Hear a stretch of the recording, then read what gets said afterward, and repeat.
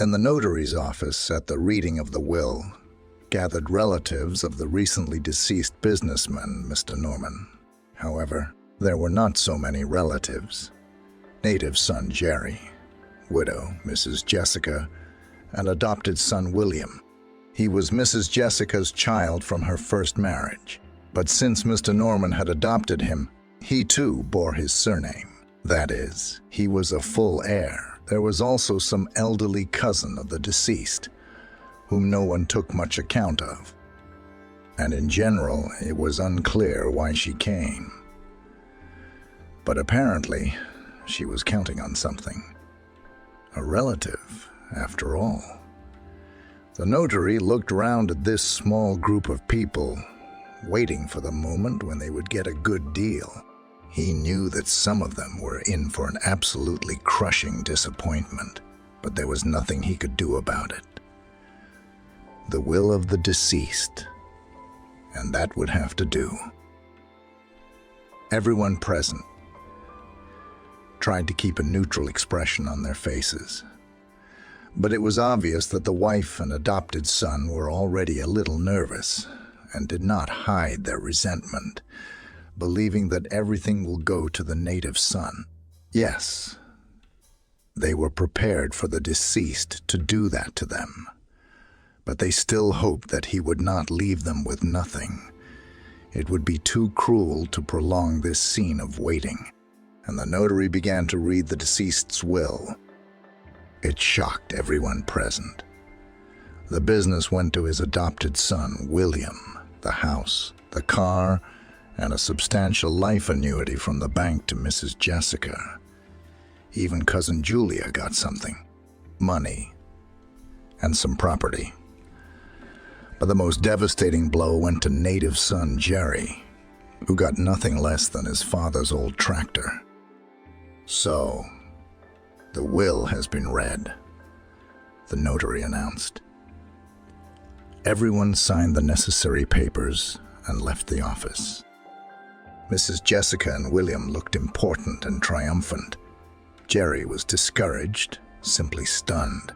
He was supported only by Aunt Julia, who was, on the whole, pleased with the will, but also surprised that the relatives, whom she did not regard as relatives and had always disliked in general, had got everything. Oh, what has Papa done? How did he bequeath everything to them? It can't be, Jerry muttered. But don't be discouraged. It can all be disputed. Julia comforted him.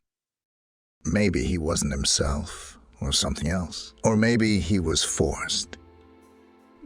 Don't be silly, Mrs. Jessica said arrogantly. The will was drawn up in front of a notary. He testified that Mr. Norman was of sound mind, and the fact that he left everything to William and me is his will, and there's no question about it. He knew what he was doing.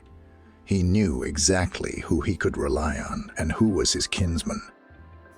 To this, Julia only sighed. What was there to argue about? But she felt sorry for her nephew, too. What tractor? What's the point?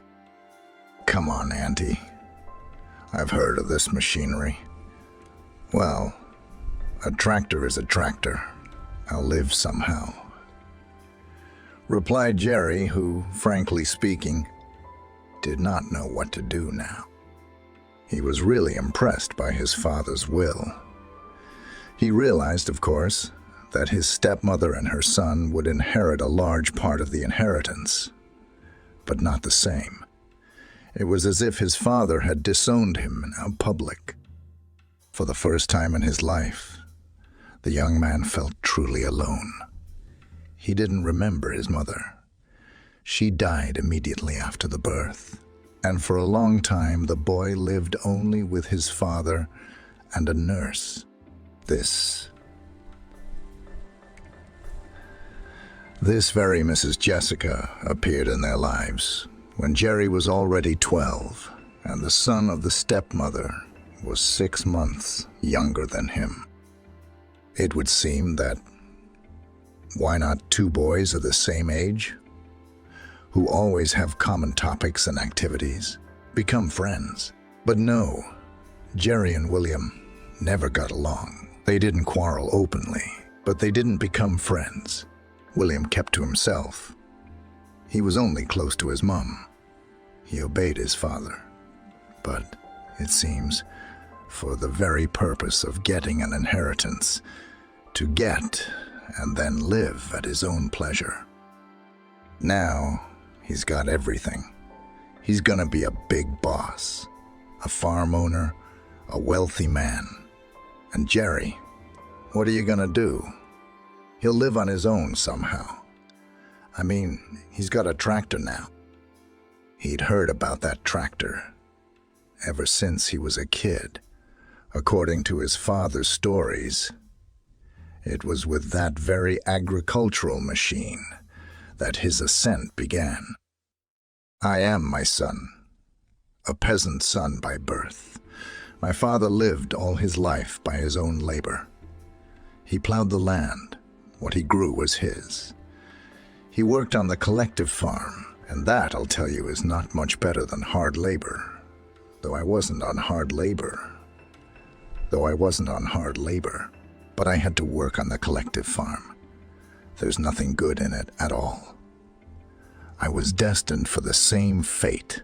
I worked hard, so hard that my bones cracked.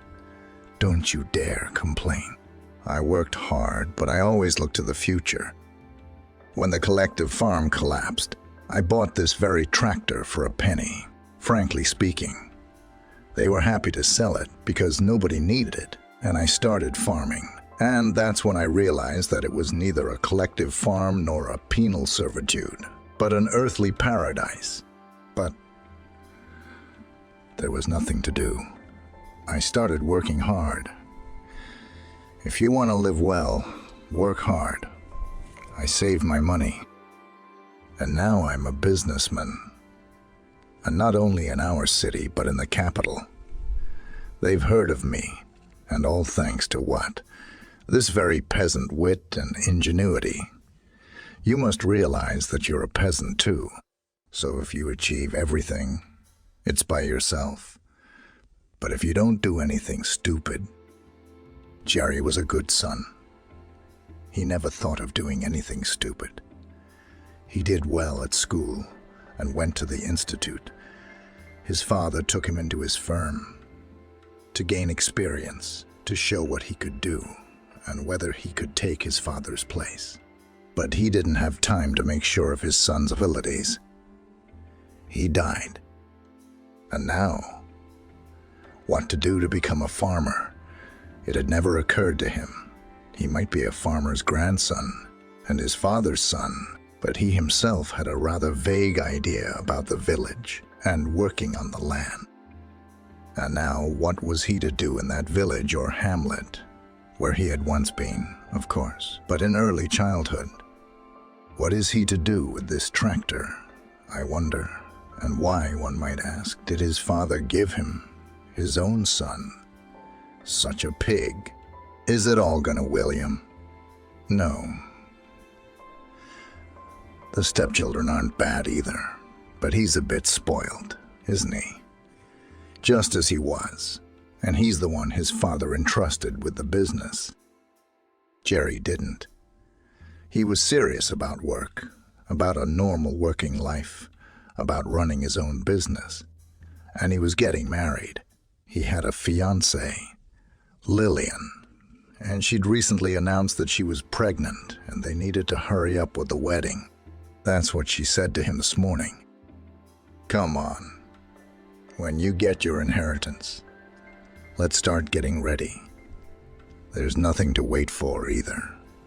I don't want to walk around with a big belly for my own wedding. And Jerry never refused to marry her.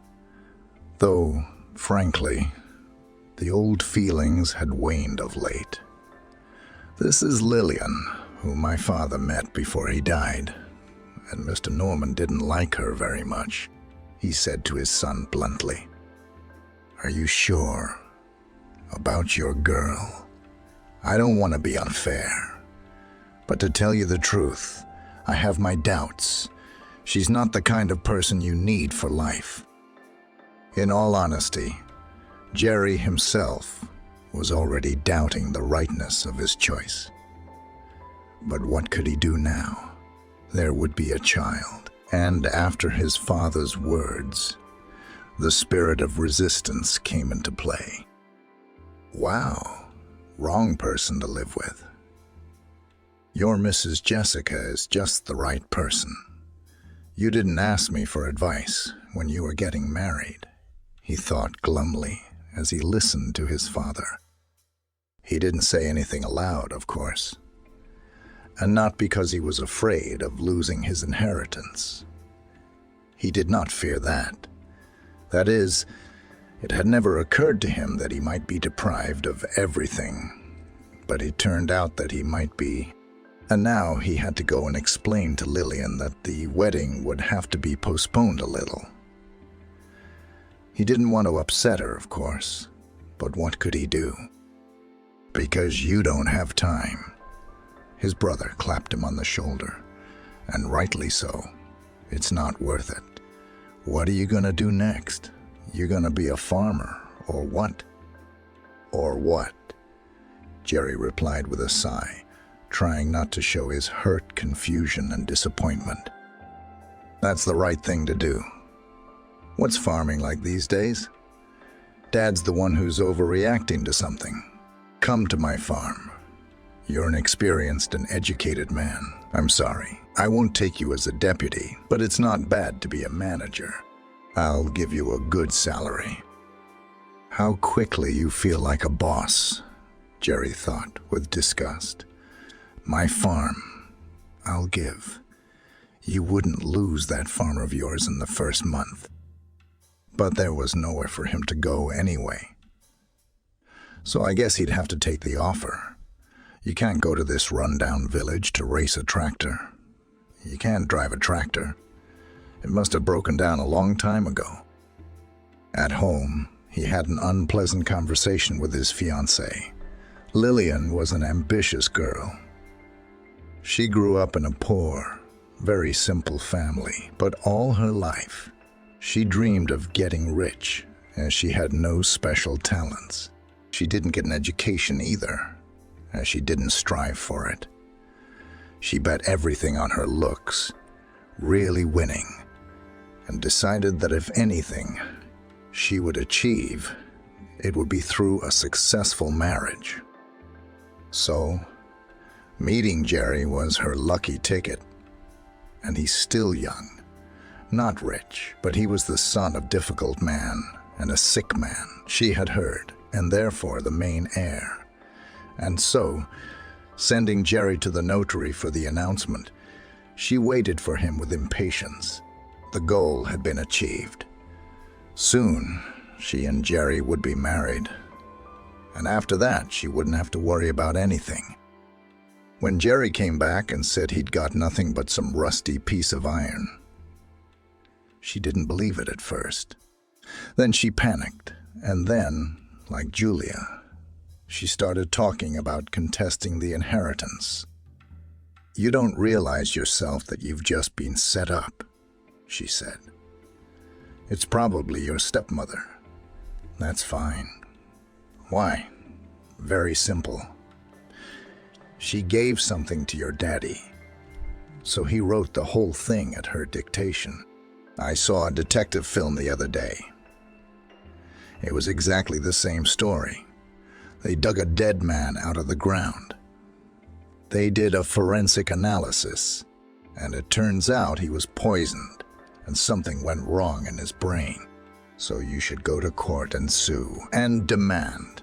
You know, demand, she shouted indignantly. You know what I can demand? Jerry asked.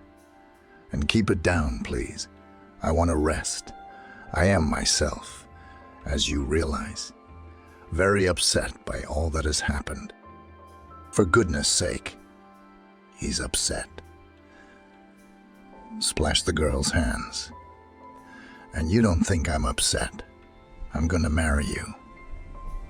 We're gonna have a baby.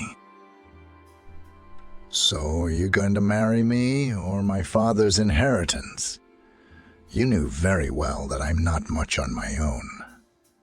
Even this flat I'd have to give up if Mrs. Jessica demanded it. But that was my father's will. What can I do? Jerry just wanted to lie in silence and think about the situation. What was there to think about? He'd have to work on his father's farm, not his own brother's, who didn't treat him very well. And there will probably be no advancement there. Of course, he could give up and look for a job with some other company, but he doesn't have much experience yet. That's one thing. And secondly, he still had to live on something. And Lillian still could not calm down and continued her claims. I was gonna marry you, of course. I love you and all that. But, excuse me, you have to understand too. I've lived in poverty all my life myself. Me and my mom had one pair of shoes. And now, you want my kid to live like that? No, I'm sorry. I'm not happy with that. You have to fight for your happiness, after all. All right, I'll start fighting soon. In the meantime, leave me alone for a while, Jerry asked. But no way. Lillian continued to wring her hands and wail about the wedding that needed a lot of money, about the baby, which she had nothing to bring up, and how she'd miscalculated by relying on such a loser. Jerry had to leave the house to avoid hearing what was going on. The next day, he went out to the office, which no longer belonged to his father, but to William. The other employees, who knew all the circumstances of the case, looked at him with sympathy, but of course there was nothing anyone could do to help. The staff marveled at the late master's decision. All right, his own son did not please. Something offended him. Okay, he did not spare us. What are we to him? Hired laborers. But why did he put the firm in such jeopardy? I mean, that William's a little less than useless. At least, Jerry knew what we were doing. But this bloke used to come round for half an hour to flirt with our girls. And now, he's all important. You can't go near him. We'll all be out of work soon, was the unanimous opinion of the team. William was not a total slacker, but he really could not manage the company, and he didn't know the business very well. And most importantly, he really didn't want to listen to anyone's advice. When he felt himself the master, the last thing he wanted to do was to consult anyone, much less his brother. He's the last person I'd want to consult. Let's make this arrangement, Jerry. You do your business and stay out of mine. My father trusted me for a reason, so he had faith in me. That's why we're only brothers at home. If you'll come to my mother's at home. If you'll come to my mother's and my house. And here. I'm sorry. We're boss and subordinate, he told Jerry on the first day. Totally agree with you. Or should I just call you in the office and by your first name and middle name? Jerry asked with slight irony. That's up to you, William pouted slightly. Although I believe that the chain of command has never been abolished, the most important thing in the job is discipline and no nepotism. Understood. I await your instructions, William, said Jerry calmly, who also had no doubts about the new chief's abilities. Only William felt that the staff treated him without confidence. They ridiculed him behind his back and made unfavorable predictions. And all this is not on a joke, irritated. He wanted to be listened to and respected, He wanted to be listened to and respected like his late stepfather. Yeah, well, I'll show them what I can do. They'll have a good time, he thought irritably, noticing the slanted glances, and took over all the decisions. It was no wonder that most of William's decisions were wrong and short-sighted. But Jerry still cared for the business to which his father had given so much time and effort. That's why every mistake of William's angered him, frightened him, made him do something to save the situation. But he had to do it secretly, so as not to annoy his master. Meanwhile, the staff, feeling that this could not go on for long, began to prepare ways of retreat, and some of them also decided that they should leave not empty-handed. What should we do?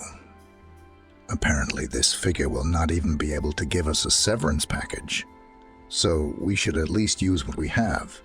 Jerry overheard the conversation and realized that the firm would probably cease to exist even before William made any fatal mistakes.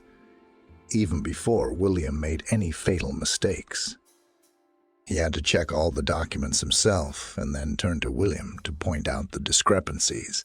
William flipped through the papers with an incomprehensible look and lashed out at his brother. Look, Jerry, I think we had an agreement with you on the beach. You do your own thing and stay out of other people's, and you're still for your own. What do you want? Show how clever and indispensable you are, how stupid I am. Look, William, I just want to warn you. I'm telling you this in private. I care about this firm too. I told you about the chain of command too. Whether we're alone or in a crowd makes no difference. There's a lot to do. Gooders around here. You care about the firm. You think I don't understand why you hang around everyone and then go around complaining. Are you trying to turn the whole team against me? Well, you're not gonna do that, and it won't do you any good. The firm is mine and will always be mine. Understand? Now get out of my office. And pray I don't start checking your work the way it deserves to be checked. Jerry turned around and left to write his application for settlement. He didn't want to witness the demise of his father's business, and he certainly wasn't going to put up with the boorish antics of someone who'd taken the wrong job. He didn't want to go home either. Lillian did not work, did not study, and being with him in the flat, constantly arranged scandals over money. What would happen if he said he was out of work? But hanging around the streets didn't make sense either, especially not with the weather. After the walk, he had to go home. He tried to enter the flat as quietly as possible, hoping to postpone the unpleasant conversation. As he entered, he heard Lillian talking loudly on the phone. Come on, I don't know what to do anymore. I have to eat sweets and cakes every day. How am I going to get rid of this extra weight? And the most frustrating thing is that it's not the belly that's growing. It's everything else. But otherwise, he'll realize I'm not pregnant. What do I need him for? Penniless. Yeah, I guess you're right. I'm just in the wrong line of work. I've got to dump him. But where can I find a replacement? Suddenly, the girl turned around, feeling that she was not alone in the room. Jerry was indeed standing in the doorway, staring intently at the one he already considered the bride and mother of their child. Oh, Jerry, Lillian babbled stupidly. And I'm this socialite's new TV series retelling. Did you watch it about that? I have. I've seen enough of it, but I don't want to anymore, so you're not pregnant. What's the big deal? I didn't know it myself. And then I imagined it, and she kept flapping her eyes, looking for a way out. But then she came to her senses. Yes, I'm not pregnant. You don't have to marry now. I won't marry you myself. I need you, poor man. Very glad. Me, Lillian, I really don't care about marriage or children. I'm out of work too. I guess all I've got to do is to go to the village, where I've got some tractor idling idle, said Jerry, with genuine relief. The girl, cursing angrily and weeping with disappointment, started to pack her things. Jerry had said the village and the tractor at random. It was the first thing that came into his head, but as he closed the door behind his ex-fiancée, he thought, what if I did go down there, to at least look at my property, and then we'll see. Maybe I should really stay where his roots are. There was a reason his father had left him such an inheritance. He must have had some thoughts. Why else would he do that to him, after all? They had no conflicts until his father's last day. In order to understand the plan, he collected the money he had, the documents, and left. The journey was not so far, a few hours by train, but during these hours, there was a new misfortune. Some hooligans attacked him in the vestibule, and no matter how Jerry tried to resist, he was left with bruises and no money. When he got off at his station, he even grinned with broken lips. Now the road back is cut off. No money for a ticket. Good thing they hadn't taken his documents. It was still necessary to get to the village on foot. Did it take an hour or more? When Jerry arrived in the village in the late afternoon, tired and in dirty, torn clothes, the locals were expectedly concerned. They took him for a tramp. Jerry was not offended or embarrassed, but went straight to the chairman. He explained who he was and why he had come. He turned out to be an understanding man. So that's how Mr. Norman died. I'm sorry. I remember him as a boy. So he left you the tractor. Well, there's a field attached to the tractor. Not a big one, but a good one. Now, of course, it's fallow. Nobody needed it. But some of the buildings are still standing. You'll see. Are you going to stay here yourself? I don't know. I'll see, Jerry said. I ain't got no place to live. They won't let me stay here without money. And I don't suppose you can live in those buildings either. And we haven't got an inn either. They haven't built one yet. Housing can be solved. That is, if you don't make a mess of things, said the chairman sternly. No, I don't drink, Jerry assured him.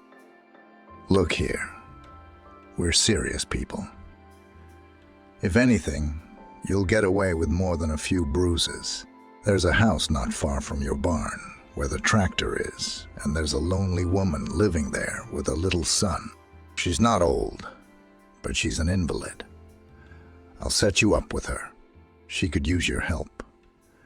Firewood, water, something for the household. I think so. Well, come on. I'll see you off. On the way to the house of the stranger who would probably take Jerry in, the chairman showed the neighborhood and told them what was going on. The village was not at all deserted. We've got a farm near here, and we've got some of our own working there. Countrymen. Young people are always needed. Where can you get them? Everyone runs away from us, more than to us. More than to us. So if you stay, you're welcome. They reached a neat little house.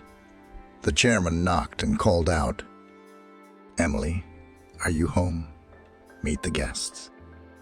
The owner was indeed a young, pretty woman in a wheelchair. The chairman explained to her what kind of tenant he had brought. He asked her to take Jerry in for a while. "Please," she replied quietly. "You don't think so? They'll send me money. I'll write to my relatives." Jerry promised, though he was not so sure of it. From behind the cooker, a small, cheerful face was watching him, apparently the landlady's son. She showed Jerry where he could sleep. She invited him to the table.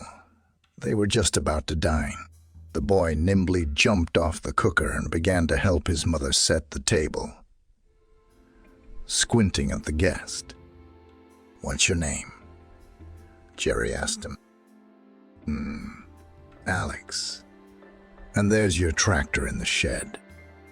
Taking the familiarity as an invitation to conversation, the boy began to pile on the questions. "Are you gonna drive it? Will you take me with you?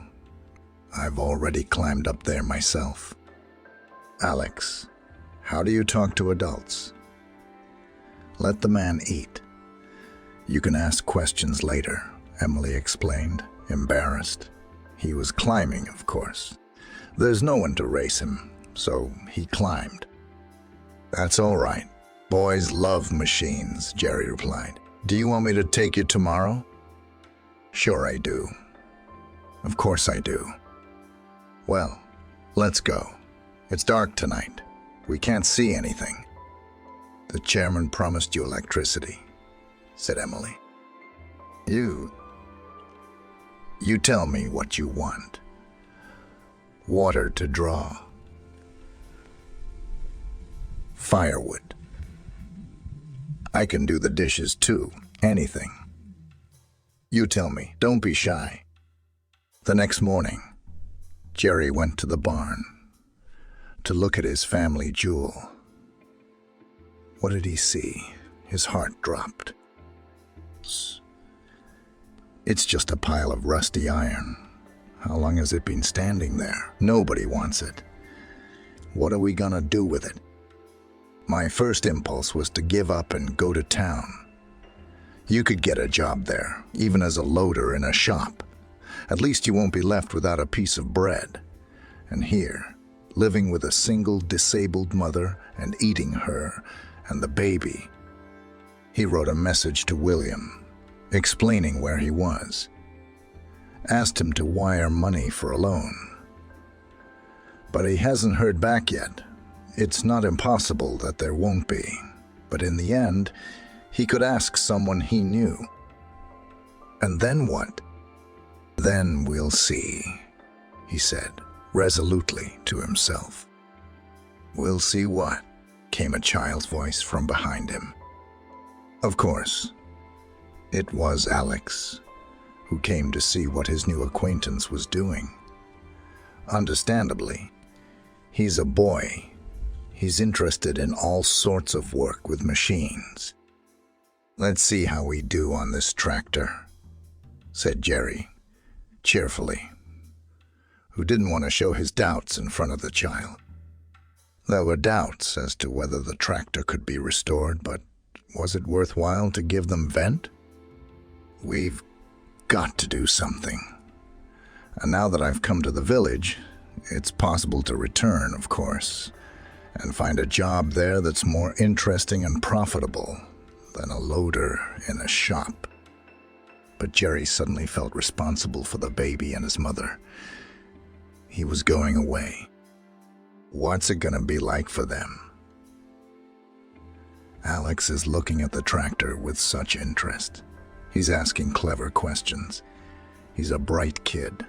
He's only 6 years old, and he's not starting school till autumn.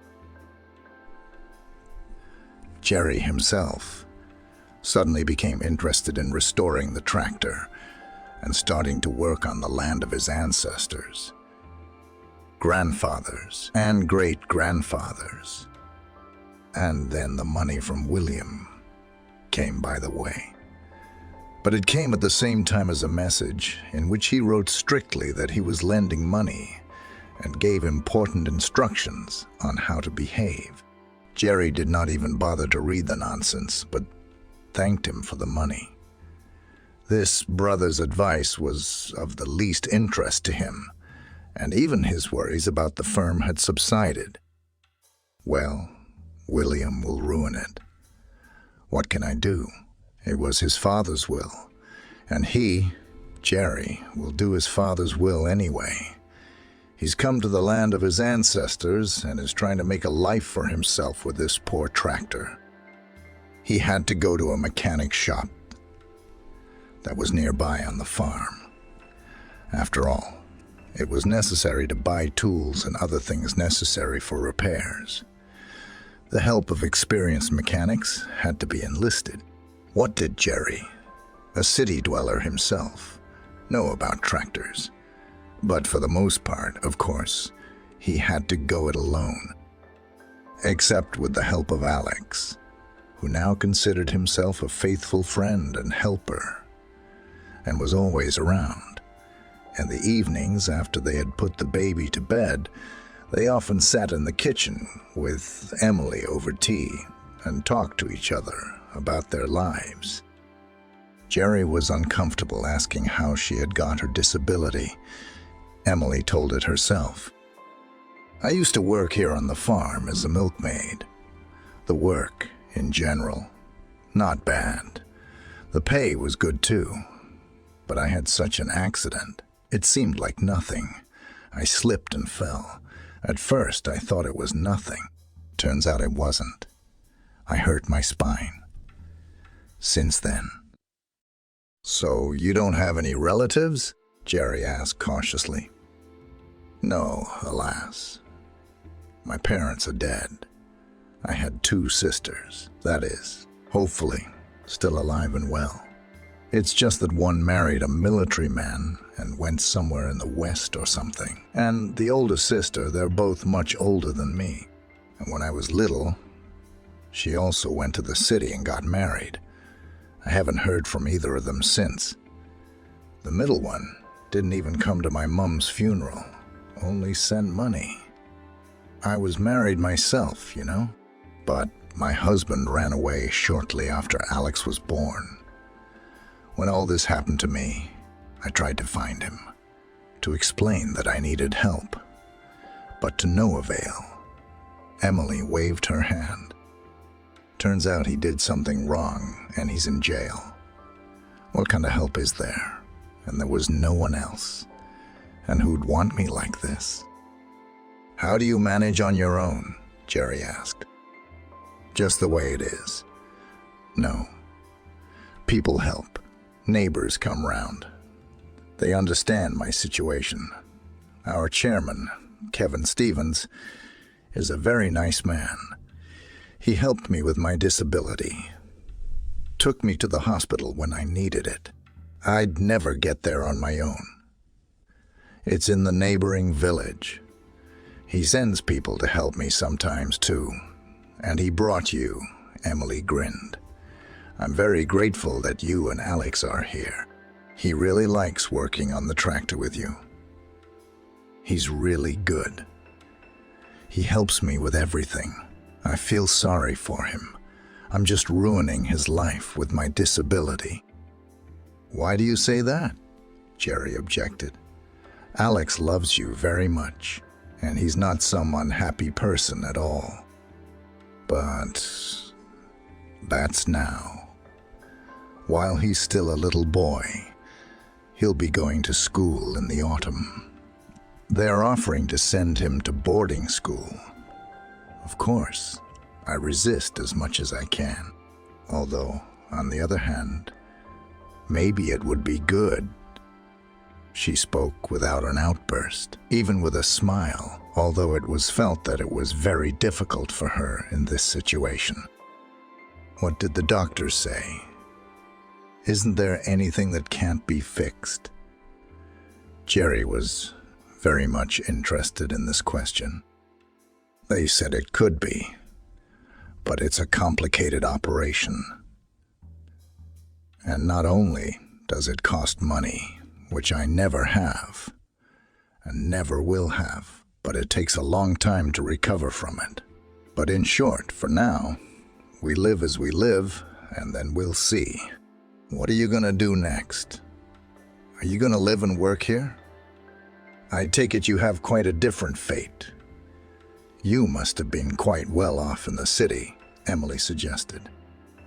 Yes, I was.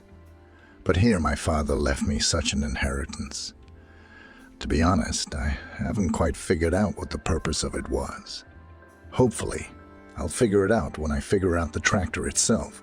At first, it seemed like science fiction to me, but every day my iron horse takes on more and more definite features, Jerry said.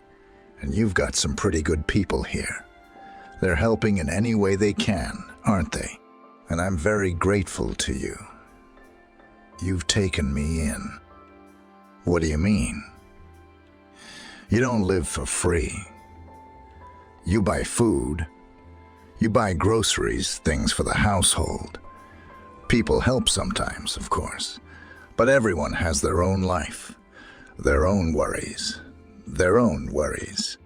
And anyway, it's not convenient to ask every time, but you'll probably leave soon. Why do you think so? I don't intend to go anywhere yet. Jerry was surprised. We've got to rebuild the tractor after all. And then we'll see what happens. I'm gonna stay here. I'll work here, cultivate the land. Somebody has to do it. I think it's a nice place. I really like it here. I like it here because I like you, Emily. And he took her hand, but she jerked her palm away. Don't, please. You see for yourself the state I'm in. I have absolutely no use for such jokes right now. I'm sorry, but it's not actually a joke. I'm telling the truth. Jerry was embarrassed, although if you don't like it, I certainly understand. This is all completely untimely, but I'm sure that if it works out the way I intend, I'll help you with the operation, with the treatment. Interesting, of course, but I'll try to believe it, Emily replied. Looking at Jerry, Emily said, Well, let's put this conversation aside for later. You see, there is nothing worse than hopes deceived. I haven't believed in miracles for a long time. It won't be a miracle. And I'm not promising anything yet. I just hope that I can achieve something in this life. I used to be what? Just my father's son. And now, he's shown me what it is to be an independent man, Jerry replied. It turns out it's not easy, but it's necessary. Here's my so-called brother. He seems to have made it. He lives there as he likes, but I don't think anything good will come of it. According to some information coming to me from the city, the existence of the firm is nearing its end. Jerry's own affairs, on the other hand, were getting better every day. Even the villagers, who at first had not believed in the success of his enterprise, began to respect the lad's endeavors. Though some continued to think that he would soon be gone anyway. The lad's having fun, they said. While it's summer, it's warm. Why not hang around here? And when autumn starts, he'll get bored and rush off to the city, restaurants, his own clubs, and whatever it is they're doing now. It's just a pity he's fooling Emily for nothing. She's got her own troubles to worry about. So maybe he'll take her with him. Yeah, that's the only place they'd expect her. Whether such talk reached Emily or not is unknown.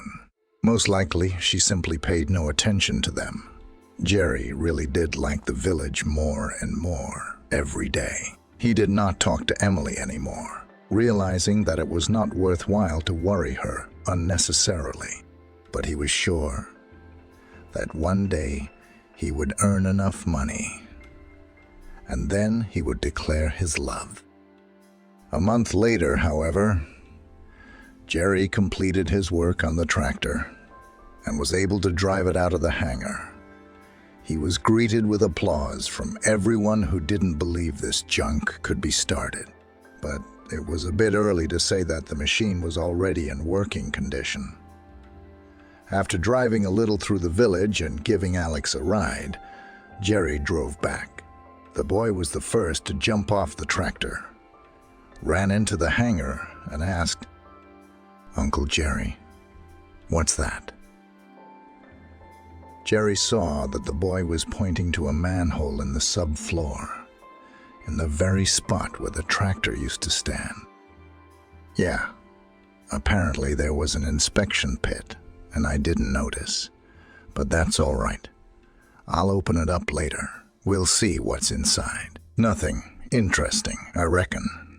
Maybe some useful tools, though. And if there are potatoes, they must have gone bad by now," remarked the boy economically. "I don't think they kept potatoes in there.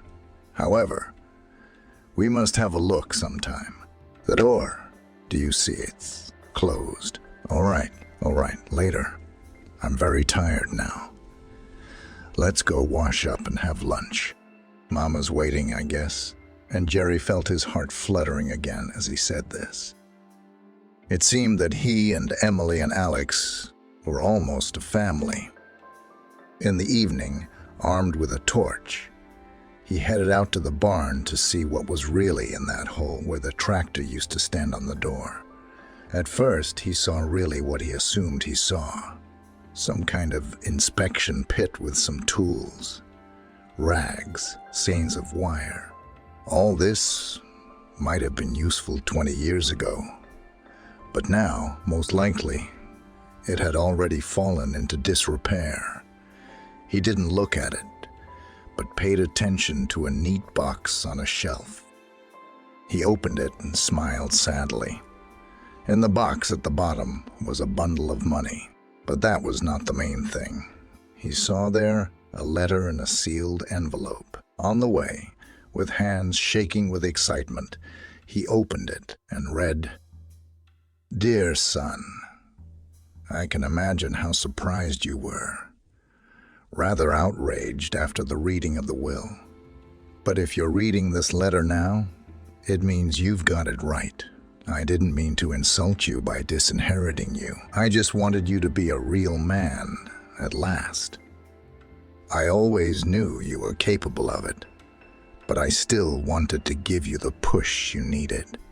I don't want to repeat the tired phrase about the fish and the rod.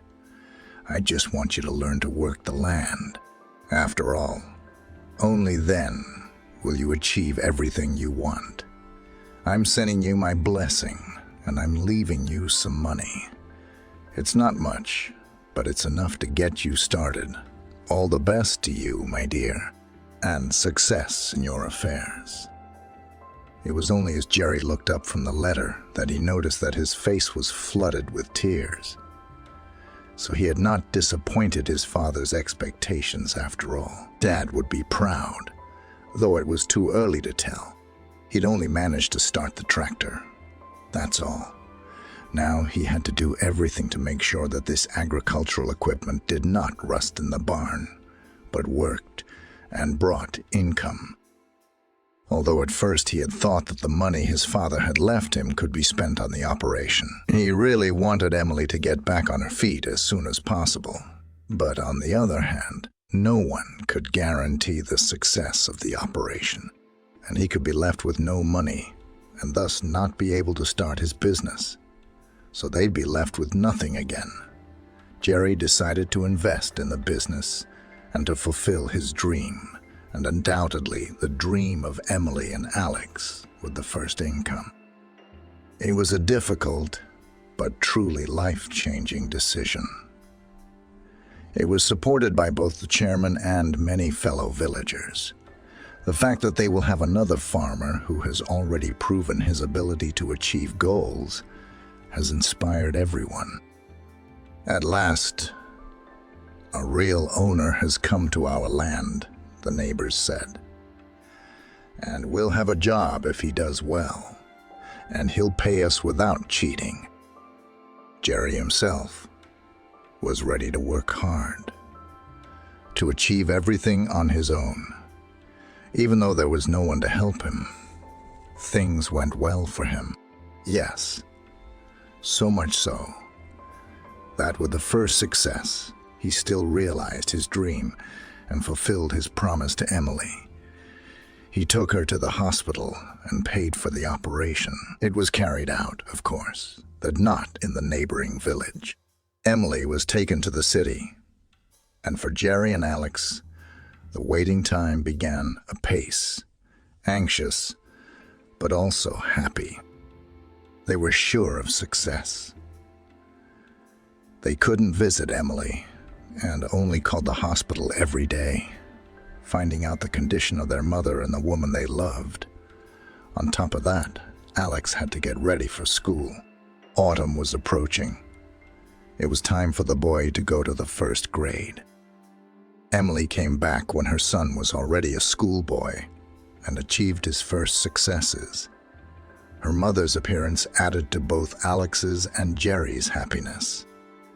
She was thin and pale, but her eyes were no longer resigned to her fate. She could walk on her own 2 feet, but she was still very cautious, leaning on crutches. But the doctors promised that a full recovery awaited her. Jerry was also confident that his business would continue to thrive. And it did. By the end of the year, no one doubted that his farm would soon be ranked #1 in the region. But that happened by the following year. Jerry had achieved universal respect, even from those who had not previously believed in his success. Emily's health kept improving, and they talked more and more about getting married soon. But successful people can hardly do without enemies. The newfound farmer had some. They were very different people, united in their desire to cause Jerry as much trouble as possible. Firstly, it was a less successful farmer, very unhappy with the appearance of a rival, and secondly, Emily's ex-husband, who had returned from prison. He had not been heard from for several years, though he knew well how much trouble Molly was in and how much she needed help. He, even after his release, was not going to visit his former family. But one day, he heard from acquaintances that Emily, now everything is fine, and she is going to get married. This sent the ex-con into a frenzy. "Nice case," he ranted to his mates. "I was in prison, and this beautiful woman, my ex-wife, she tried to take money off me, pretending to be sick, but she's already found a rich man and lives there like a cheese and butter. Do you think that's fair?" "No, Ben, it's not fair," agreed his friend. "Only it's not for us to say, but to go to her and tell her that there's no reason to behave like that. I don't really need it, but it would be nice to get some money for it, if she's got money for it. If she's got money, let her give it to me as at least an allowance, and if she doesn't, I'll arrange it for her. I have a son, by the way.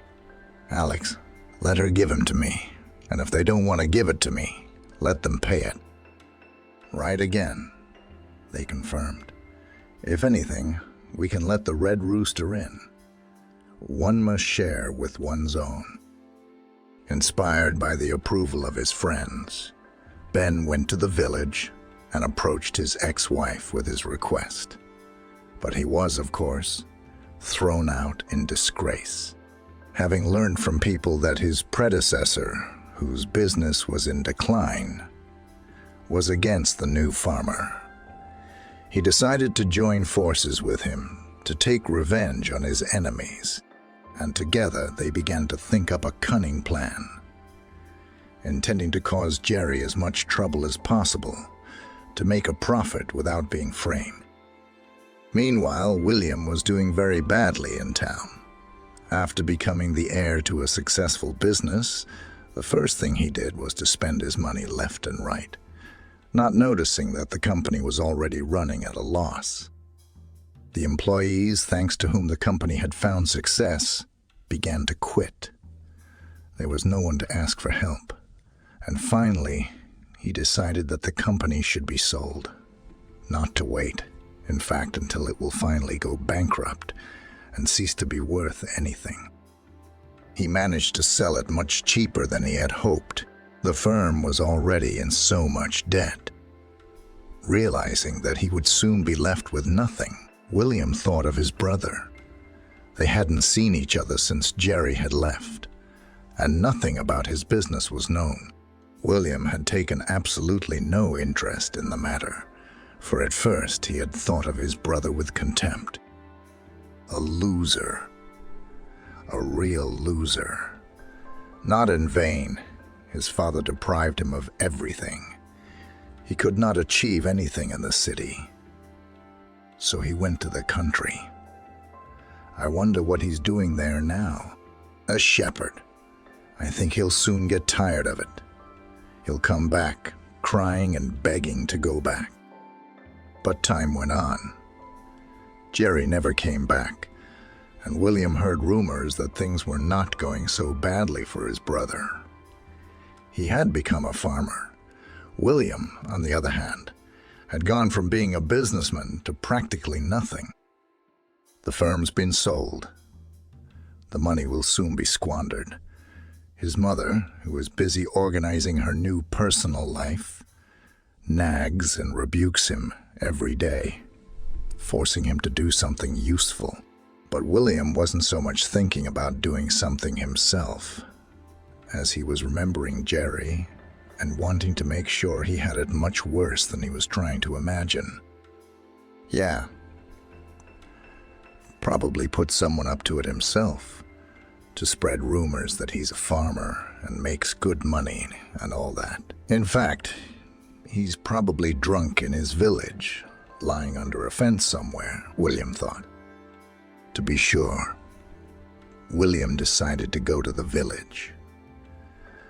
But he didn't want to appear in front of his brother, who might not be lying around, but was actually thriving. So he decided to go incognito, dressed as a tramp. He didn't cut his hair or shave for quite a long time. And to complete the picture, he decided to introduce himself as a deaf mute.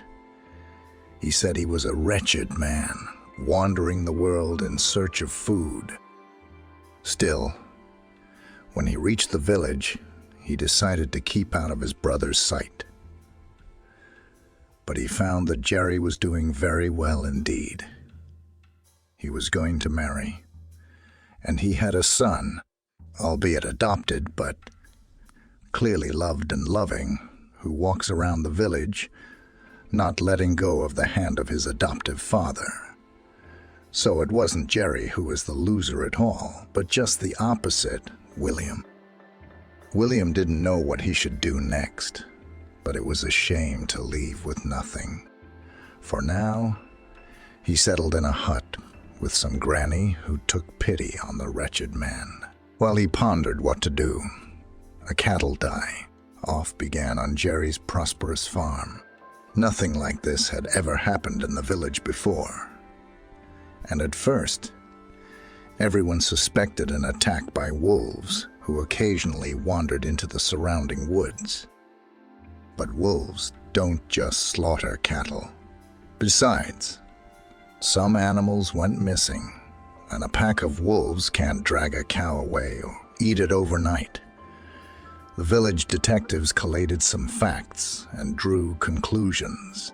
It was after the appearance of this vagrant in the village that the die-off began. They went to Mrs. Bridget's grandmother, who had given the poor man shelter, stopped her as Granny was going to the shop. Tell me, Mrs. Bridget, who has taken up residence in your house. Not a relative of any kind. God save you from such a relative. I thought he was just a man of God, walking round the world begging for Christ's sake. So how could I not take him in? I'm not some kind of un-Christian, but I'll tell you, he's not even God's man. God knows who I've taken in, and now I don't know how to get rid of him. I told him, "When are you going somewhere?" But he doesn't say a word.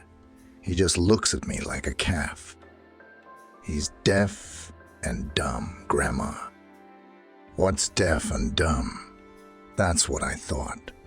He moved a lot.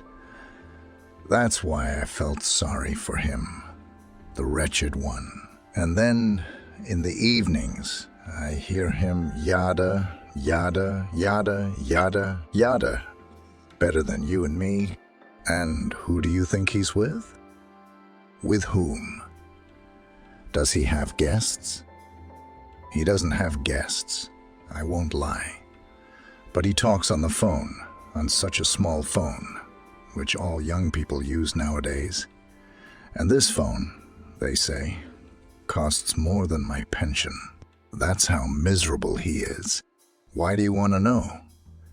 You suspect him of something bad. Then take it wherever you want. I'm sick of him myself. I'm scared of him. He doesn't talk to me like a ghoul, and then he talks on the phone like a healthy man.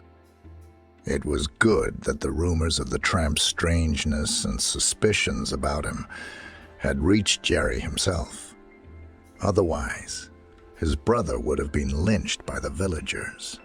However, there was no heart meeting between the brothers.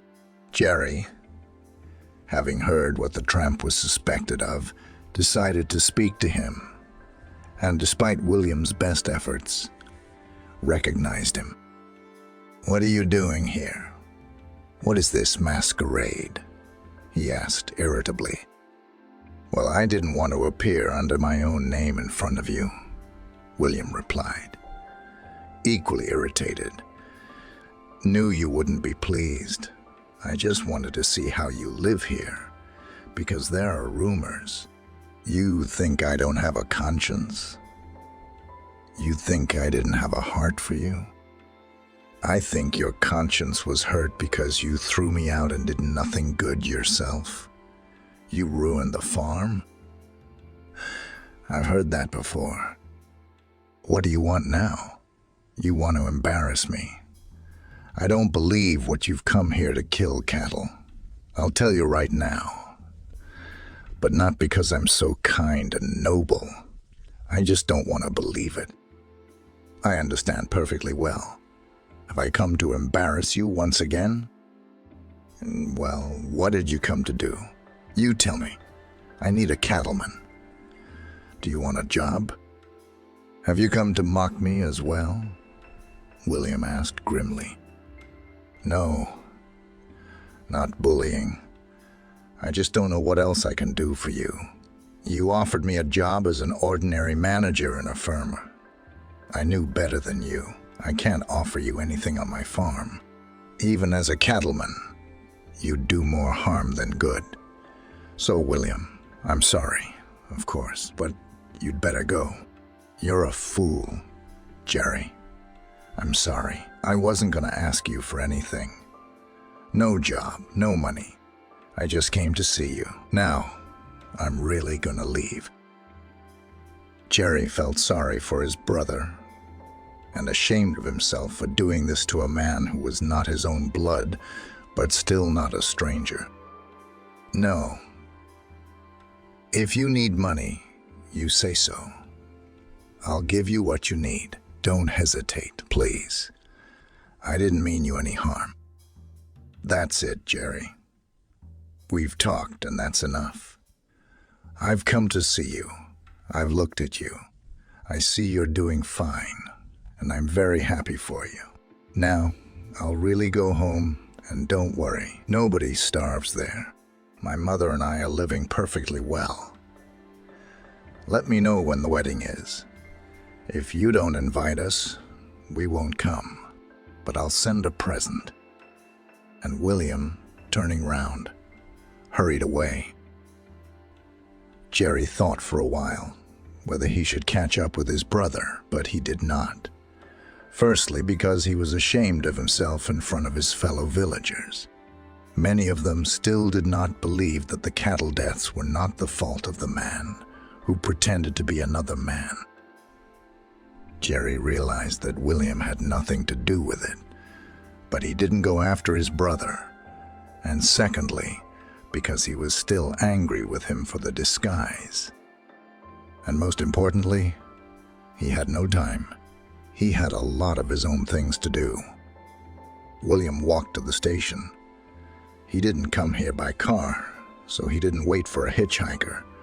Walking through the forest, a little confused, quite by accident, he came across a meat warehouse organized by Emily's ex-husband, an rival farmer. There lay body parts of slaughtered animals that the two intruders intended to sell, but had not yet had the chance to. None of this seemed to concern William, but he decided to warn his brother to take action before the cattle deaths became catastrophic.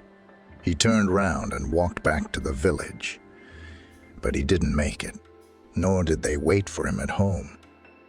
Of all this, Jerry did not know. Once again, he didn't care. He and Emily had already begun preparations for the wedding. When they were talking about the upcoming celebration, the bride suddenly said, with a sad smile, "I've been thinking, Jerry.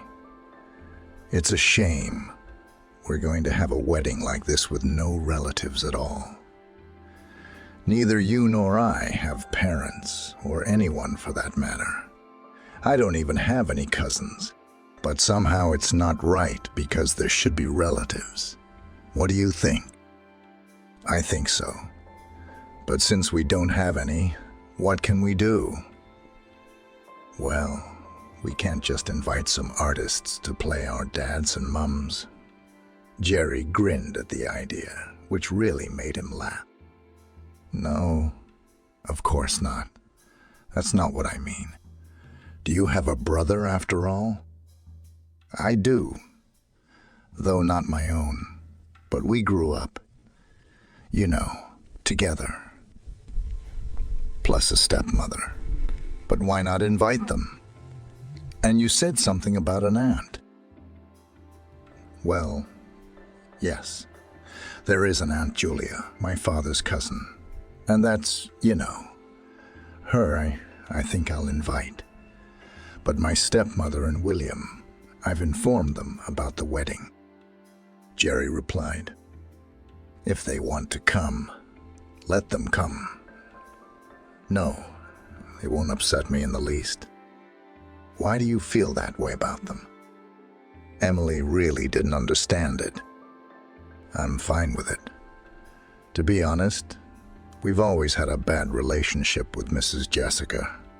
I didn't even consider her a stepmother, just someone else's aunt. She's been living in the same house with us ever since. That's pretty much how I felt about my brother. And after the last time we were together, well, we'll see. Maybe I'll invite them, or maybe they'll come themselves. We won't drive them away."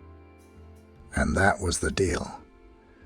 But the wedding was still a long way off when the strangest thing happened. Suddenly, Mrs. Jessica called and said, crying, "William never came home.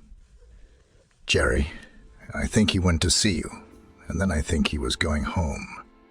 At least he called and said so. But he never made it. He hasn't shown up or been in touch for a week. I even went to the police, but they didn't care. Can you please check through your channels? Has William been there?" "Okay, I'll try to find out. Really, I don't know how. He was at my place, but he left and went to catch a train." "Jerry, please, I'm going crazy already. No use for the police, Mrs. Jessica cried. Although Jerry had never liked his stepmother, he still couldn't help but feel sympathy for her.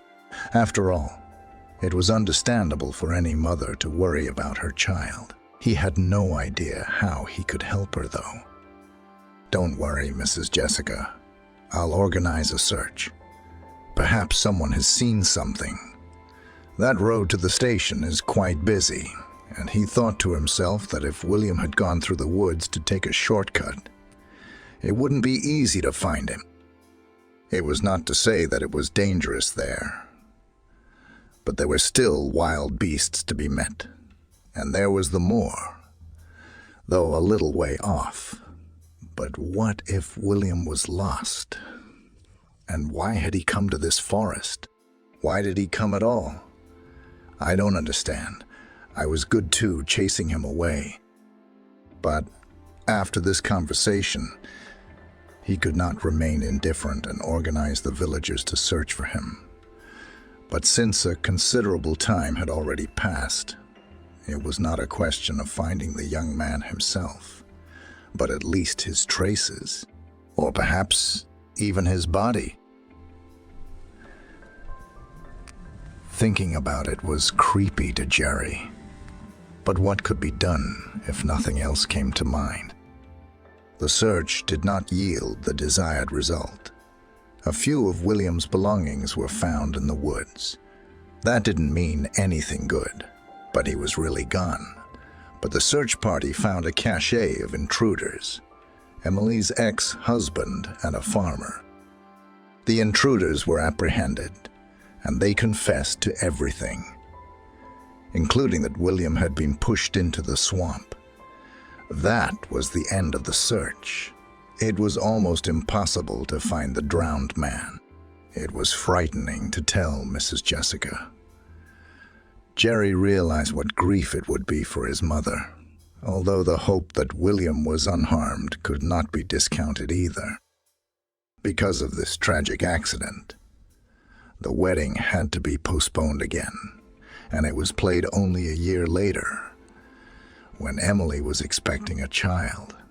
It was happiness for both spouses and for Alex, who had already grown up noticeably and understood a lot. He was very much looking forward to the birth of his little brother. In general, the family life of Jerry and Emily was very good. They had their own business, prosperity, love, and mutual understanding. All this made them forget about the misfortune that happened to William. There was no longer any doubt that he had died. For if he had been alive, or even badly injured, something would have been known about him. Mrs. Jessica, aged with grief, who had lost all interest in life, began to visit Jerry and his family. She met and even became friends with Alex and Emily, worried about little Andrew, and often said, "You're the only ones I've got left. I don't believe William is dead. The heart can't feel death. In the meantime, Jerry, I'll write a will, but in your name. I don't know what's going to happen to me. My health is failing me. But will you promise not to hurt William if he comes back?" Jerry, of course, gave his word. But he did not believe in his brother's return.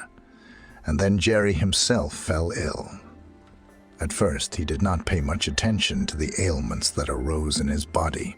Emily was the first to be alarmed and made her husband go to the doctor, though he still refused. There was too much to do. What cases? With these cases, do you want to leave us orphans? How do you not realize that the disease cannot be started?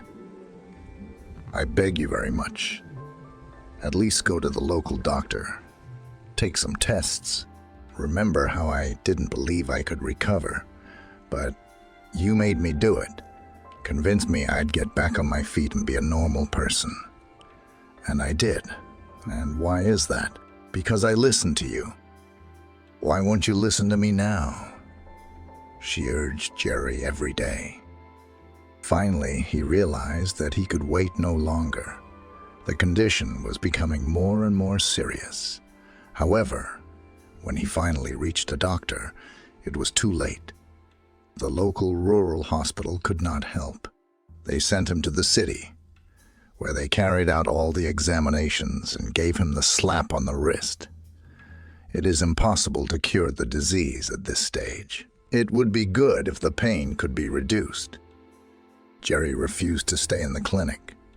He refused hospice care. He decided that if he was going to die, he'd rather do it at home, in familiar surroundings. Besides, he had to finish his earthly affairs, draw up all the documents, hand over the management of the business to his wife. His fellow villagers knew about his illness and sincerely sympathized with the respected farmer, who never refused to help anyone. But now, no one could help him. One day, an elderly woman from a neighboring village stopped by. She turned to Emily, who was selflessly caring for the sick man. "Maybe I'll tell you this, my dear," said the visitor. "We have a hermit in the woods. I don't know where he came from, or how old he is, or what kind of a man he is. But he helps people. Don't be afraid. Not with sorcery. I wouldn't talk about that, but he sure knows some tricks. He cured my brother, but he was hopeless. He was discharged home from the hospital to die. His wife was almost ready to order a coffin. But they told her about this healer, so they brought him back. He stayed at his brother's house for a week. I don't know what he did there. I won't lie, but after a week he left. He said he'd either get better in 7 days or die. But I think he'll get better." And he did. And exactly in 7 days. He had nothing to hold his soul in, but suddenly he got up and walked, and now he's healthy as an ox. Doctors are amazed. Their hands are spreading. They don't understand how it happened. But it happened like this. Try it. In any case, you have nothing to lose. Most importantly, he didn't charge a penny for it. My brother's sister-in-law, his wife, was literally at his feet saying, "Take at least some money, otherwise the treatment won't work." And he said, "No, I have other laws. I told your husband how he should repay me." And again, I don't know what he said. And my brother doesn't say a word. And this healer told us all not to tell about him, because he is not going to show himself to doctors or anyone. Unless someone really, really needs help. Then it's a different matter. That's why I've come to you, and I'm telling you to find him and try. Emily didn't really believe in all that, but there was nothing else to believe in, and the last thing she wanted was to lose her husband. So she found out where to find the hermit, brought him home. The healer, whose appearance made it hard to tell whether he was young or old, sat down beside the patient's bed, sighed and said, "Well, hello, Jerry." Jerry, already very weak, suddenly perked up, opened his eyes, gazed at his guest, and exclaimed, "William, are you alive?" Yes. It was the named brother who had disappeared some years before. "Alive, Jerry, and you will live, have no doubt."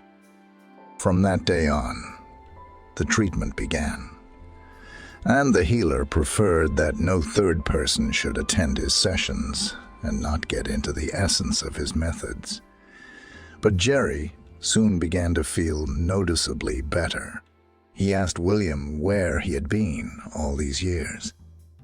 "First in the swamp, where your acquaintances dumped me. I was drowned. An old man, a hermit, rescued me. He pulled me out, took me out. He pulled me out, took me with him.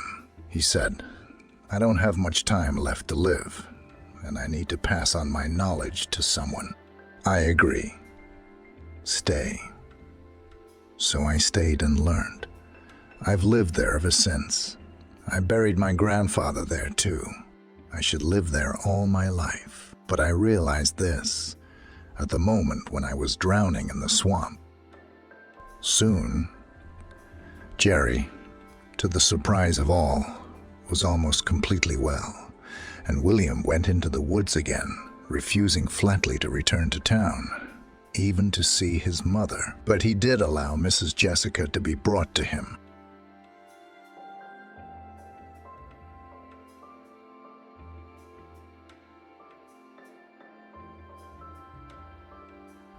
A millionaire takes in a beggar with a baby as a nurse, and when he jokingly invites her to his wedding. Stefan had just learned that his mother was gone. It was early morning when the call came from an unknown number. The man was already awake, lying in bed, struggling with anxious thoughts. He had a premonition of trouble. Probably, after all, his elderly mother had been in intensive care for almost a week. Her condition all this time remained stably serious. And after that call, the man realized everything before he even answered the call. Stefan was a mature and strong, successful man.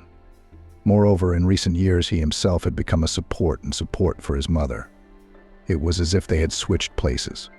Now the grown-up son behaved like a parent, and his mother turned into a child. And yet, after the doctor's words, Stefan suddenly felt like a thin, weak blade of grass in the wind. Gone was the support, gone was the hope. The man felt like an orphan through the pain, despair, and rejection. Strangely enough, thoughts of Trixie came through. What would happen to her and her young son Edward now? Would they too disappear from his life? Because Amelie was the only thing that had held them together. And now she was gone. Stefan hadn't expected himself to be thinking about Trixie at a time like this. But it was now that the man suddenly realized that he didn't want to lose her for anything. Surprisingly, it was a thought he would ponder later. Right now, he had a lot of things to do, organizing a farewell, settling some legalities. It's a good thing. It would take his mind off his grief, prevent him from falling into despair or apathy. Amelie raised her son by herself, without the help of relatives and her husband. She gave birth to Stefan, being already quite an old woman. She was almost 40 at the time. In those days, it was a very respectable age to become a mother, especially for the first time. Amie's peers were already nursing grandchildren when she was getting used to being a mom to a newborn baby. The woman had no regrets. This child became the center of her universe, the meaning of life, joy. And Amie more than once said this to her son, called his happiness, favored boy, pride and hope. With Stefan's father, the woman did not work out, and could not work out. It just happened. Amelie was born and raised in the village. Then, like many of her peers, went to study in the city. Amelie dreamed of working as an elementary school teacher. First, she always got along with small children. Secondly, she clearly had a talent for conveying information to these little ones in an accessible way. Amelie had taught a single child to read by herself when she was still a teenager. She was provided with a hostel, a minimum stipend as a non-resident, and her studies began. The girl liked studying. Soon she became one of the best students of the course. Her parents were proud of their successful daughter.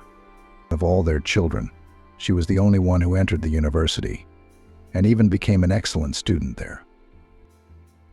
While classmates ran on dates and discos, Amelie gave all of herself to her studies. She was hardly interested in guys.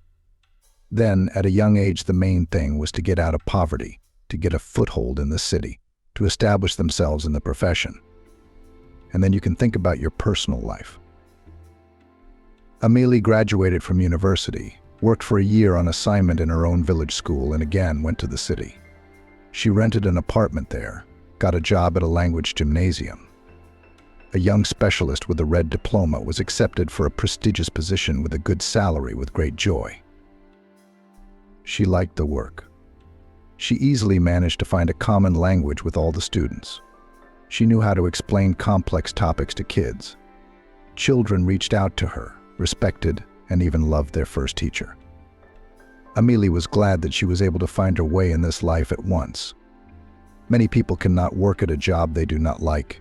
They suffer, looking for something new. But she immediately found herself in her place. True, here with a personal life did not add up. Appearance, she had a pleasant. Her admirers periodically appeared. Whether each of them repulsed her something, sooner or later someone turned out to be greedy, someone boring, and another generally boorish. And so Amelie was left alone. It's time to lower the film. Age is also not young shook her head mother when her daughter came to the village to visit relatives. Demands you, it seems, too high, driven completely in his city. It's high time you got married. Her sister joined in. She was older than Amelie by only a couple of years, but she was already the mother of 4 children. The sister had recently divorced her husband and was living with her daughters at her mother's house. She did not work with their father, as her girls were still very young. Amelie periodically helped the single mother with money and always felt sorry for her. To hear from her sister words about the need to urgently run to the marriage was especially strange. It's time to give birth, the mother continued. Age is pushing you down. If you don't have time, you'll be alone and needless in your old age. These conversations depressed her, made her feel somehow inferior. Amelie was quite satisfied with her life, her favorite job, a beautiful, albeit rented, apartment, socializing with friends, traveling. Yes, sometimes she dreamed of a beloved and reliable man next to her, and a child, of course. But applicants for the role of husband and father of descendants in Amelie's environment has not yet been observed. Worthy specimens were already sorted out, and other options woman categorically did not suit. She did not want to become an unhappy, almost destitute single mother like her older sister. One day Amelie was sent to the all-Russian competition of elementary school teachers, but not somewhere, and in the capital. The woman then returned with a victory, which earned herself even more respect from the administration. Oh, they even wrote in the local newspaper. A full-page article with several color photos. But Amelie didn't just come home with a win. At the time of her return, she had no idea that a new life was already living and developing under her heart. After the award ceremony, which took place in a huge concert hall, Amelie decided to take a walk around Moscow.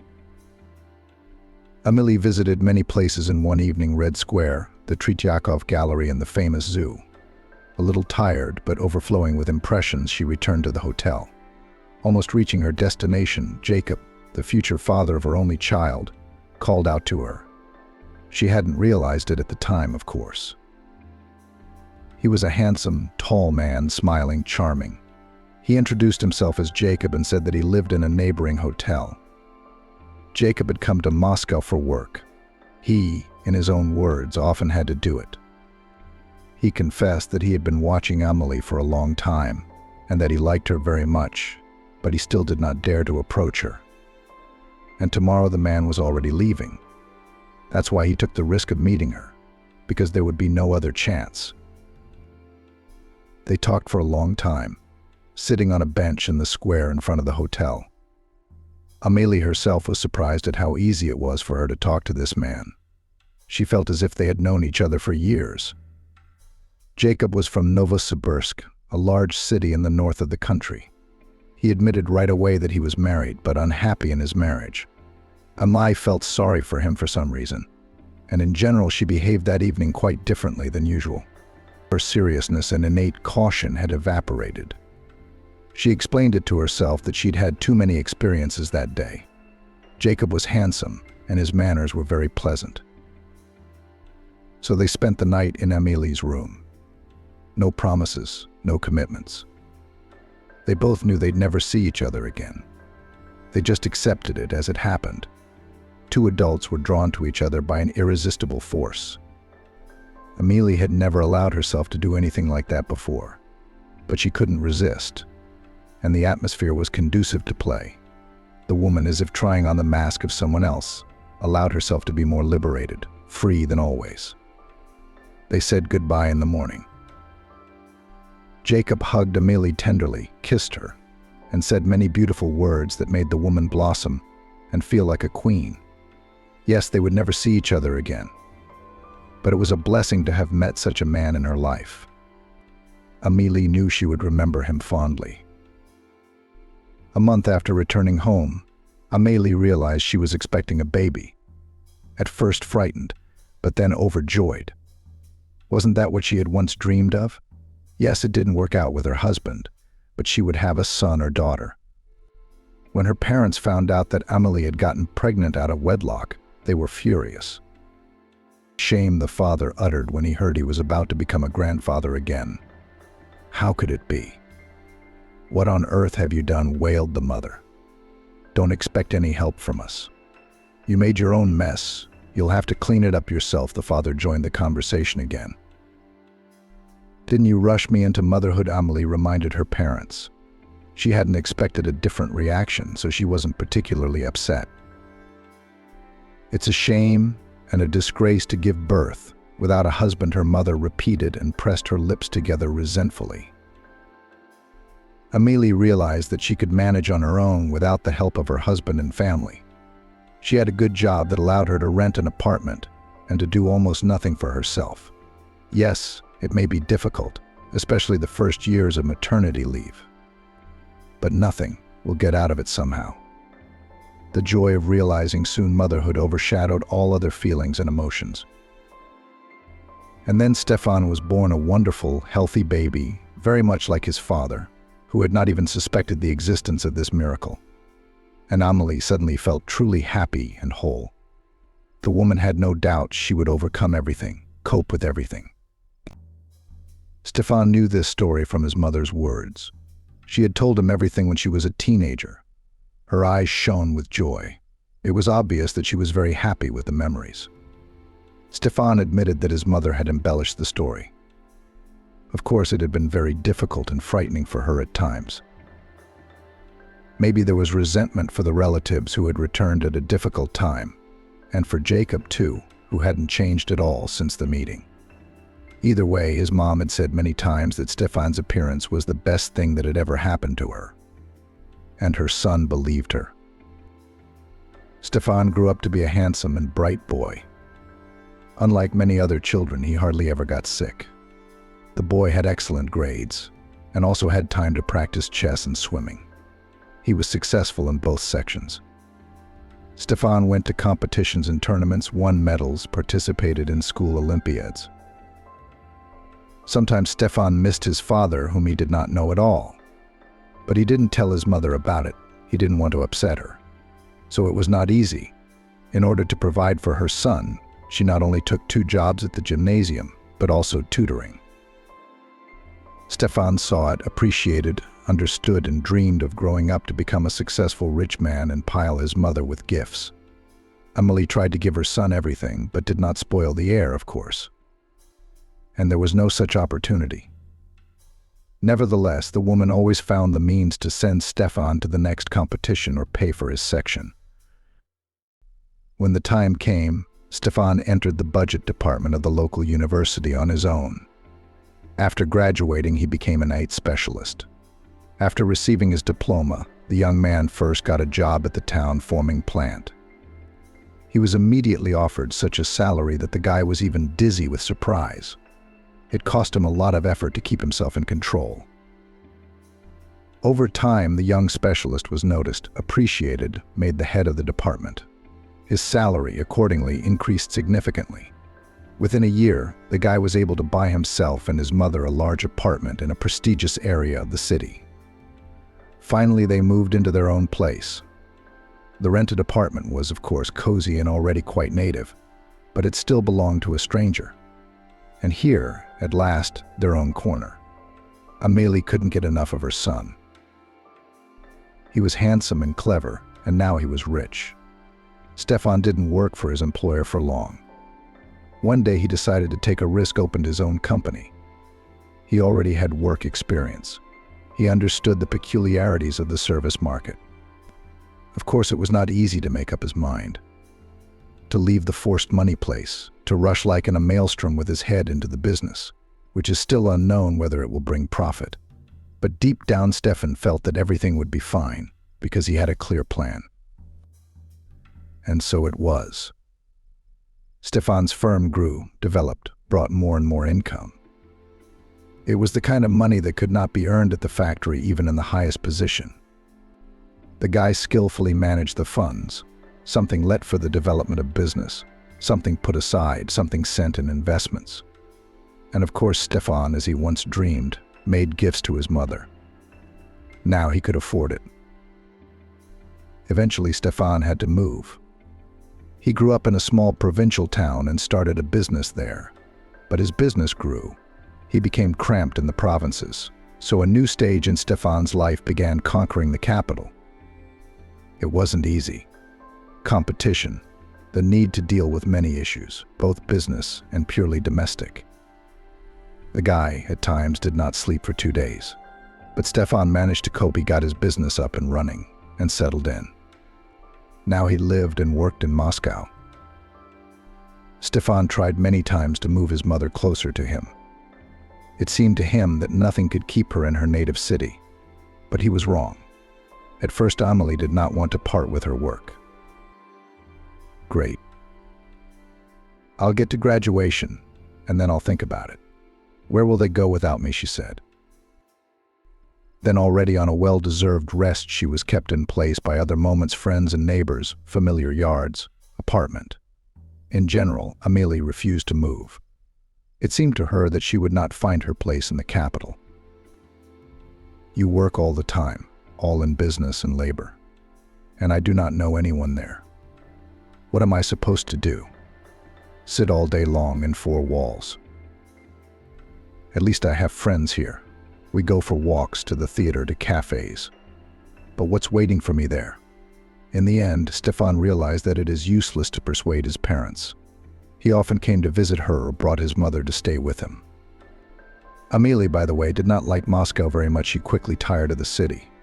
But Stefan enjoyed being in the metropolis. He felt like a fish in water here. So many events, so many opportunities, so many potential options for profit. As for Stefan's personal life, it was not as successful as his work. When he was young, he had lovers and fleeting hobbies. But even in his younger years, Stefan realized that all these were nothing more than short-term romances. The guy has formed in his head an image of the other half. At the head of the chapter, he put such qualities as intelligence, kindness, sensitivity, loyalty. But none of the girls, which in large numbers hovered around the successful young businessman, did not meet this ideal. And then Stefan met Kira. It happened in a club, where the successful businessman and his colleagues celebrated the conclusion of another contract, which was to bring good profits. The tall, slender girl fell on Stefan's head in the most literal sense. She was accidentally elbowed by a careless waiter. That's why the beauty couldn't stay on her feet. Afterwards, Stefan found out that it had all been a setup, the acquaintance and the clumsiness of the waiter, who turned out to be Kira's former classmate and accomplice. But then the incident had been a small miracle and resembled a scene from a romantic comedy. Kira and Stefan met. The girl immediately charmed the young man with her modesty, even shyness. It was hard to believe that with such a spectacular appearance, Kira remained not spoiled, sensitive beauty that Stefan knew. Usually they behaved like capricious princesses, but this girl was strikingly different from the others. That was probably what had gotten Stefan hooked. They started dating. The closer Stefan got to know Kira, the more he fell in love with her. Here's the updated story with the names changed. The girl was not only beautiful and smart, but also incredibly kind. She pitied stray animals and abandoned children, cried over the sad endings of movies, always served beggars. And Kira, unlike Stefan's previous girlfriends, didn't demand gifts. No, Stefan had never been greedy. When a young man met a girl, he always wooed beautifully. He liked to please people close to him. Therefore, Stefan did not spare money and time for surprises. But the girls very quickly began to abuse the generosity of Stefan, which immediately repelled him. Because the feeling that you are used, it is always unpleasant, and Stefan couldn't take it. Why continue the relationship if they see you only as a resource? The guy had already decided that all young women are like that, or become like that next to a successful man. But then Kira came into his life. Kira looked at Stefan with admiring, loving eyes. She didn't need expensive jewelry, travels, money, but only if he was near her, the man she loved. It filled Stefan with happiness. He felt that he had finally met his other half, and he was beginning to think that it would never happen. But it soon became clear that it was all a setup, the supposedly chance meeting with Kira, Stefan's affection for her, and most importantly, her perfect behavior. It was all part of an elaborate plan. Nick, Stefan's financial deputy, had long wanted to take over the firm, and he planned to frame and imprison the chief so that he would not interfere. Nick had spent years delving into the financial and legal nuances of the company. Stefan trusted him. They'd been classmates once. Back then, Nick had seemed like an honest, straightforward, and very smart guy. Stefan never imagined he'd do that to him. Kira was Nikolai's girlfriend. Together they had devised a plan, according to which Stefan would lose his head over the young beauty, and then they would set up a situation in which Stefan would sign the necessary papers and go to prison, and Nick would take his place. Who else could take over the firm? He's the second in command. Stephen uncovered the plans of the criminal couple quite by accident. Of course, Stephen never worked another day for him after that, and Kira was the hardest part. I didn't want to believe she was faking it. Her meek smile, her loving gaze, her hugs and kisses were all lies. Stefan searched for excuses for his lover, but found none. Everything pointed to her being a despicable traitor, even if it didn't fit the image that had formed in Stefan's head. Of course, they broke up. Kira tried to stay close to Stefan. She apologized, blamed it on Stephen, swore her love and loyalty. It took a huge effort for Stefan not to believe her again. As it turned out, it was a wise decision, because leaving Kira in her heart told the young man a lot of unpleasant and hurtful words.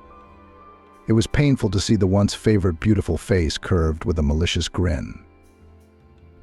After this sad story, Stefan stopped trusting girls, and he never dreamed of a new serious relationship. In his life, he still had short-term, non-committal romances.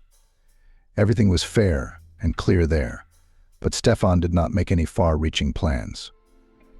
The man was satisfied with his real life, the center of which was, of course, work, a favorite job that would never betray or hurt him.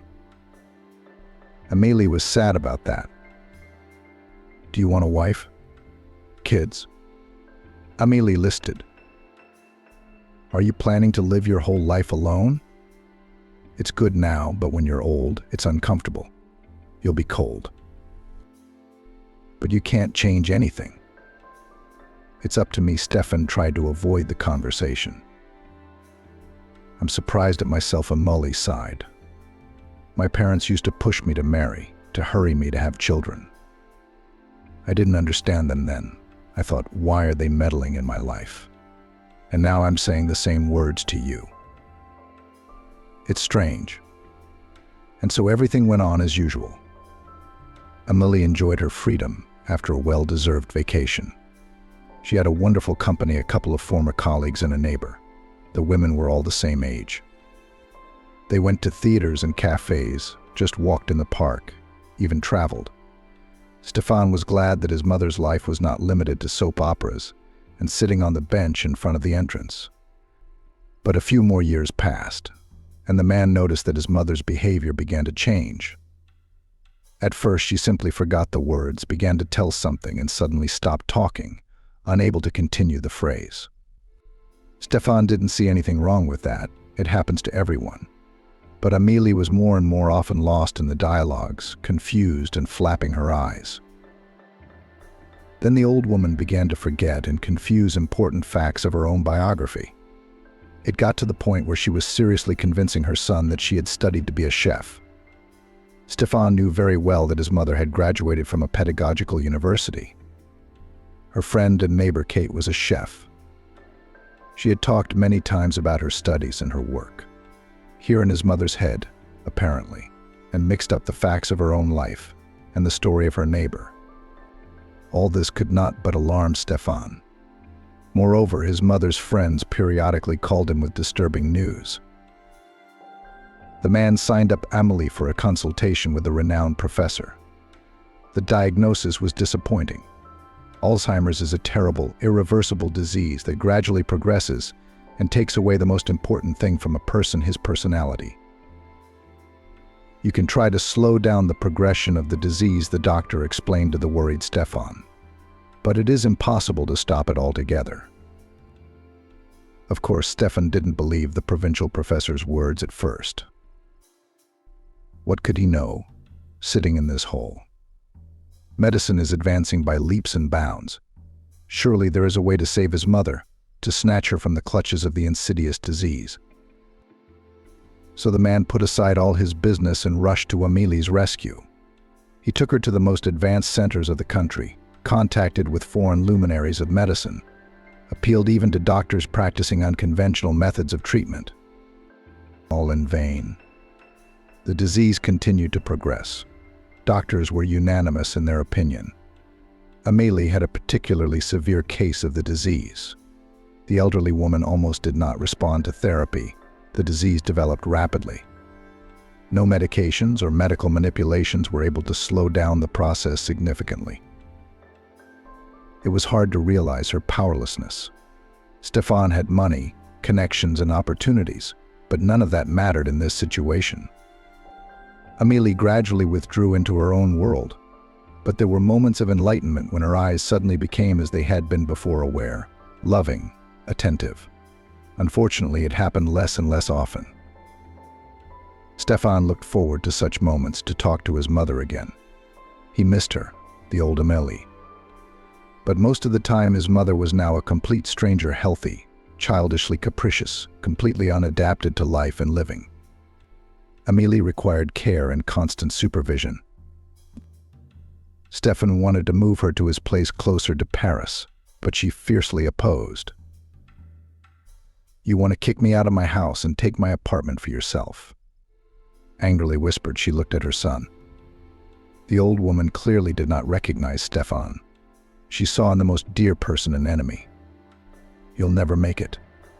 Get out, bastard, before I call the police." But with her friends, who continued to visit and support her, Amelie behaved very differently. The old woman suddenly decided that they were her sisters, and she didn't want to leave them. Stefan had to move in with his mother himself. He watched her day and night, because she could easily leave the gas and water on, knock over a cupboard, drink, or eat something completely inedible. It was hard both mentally and physically. It was exhausting, taking up all his energy and time.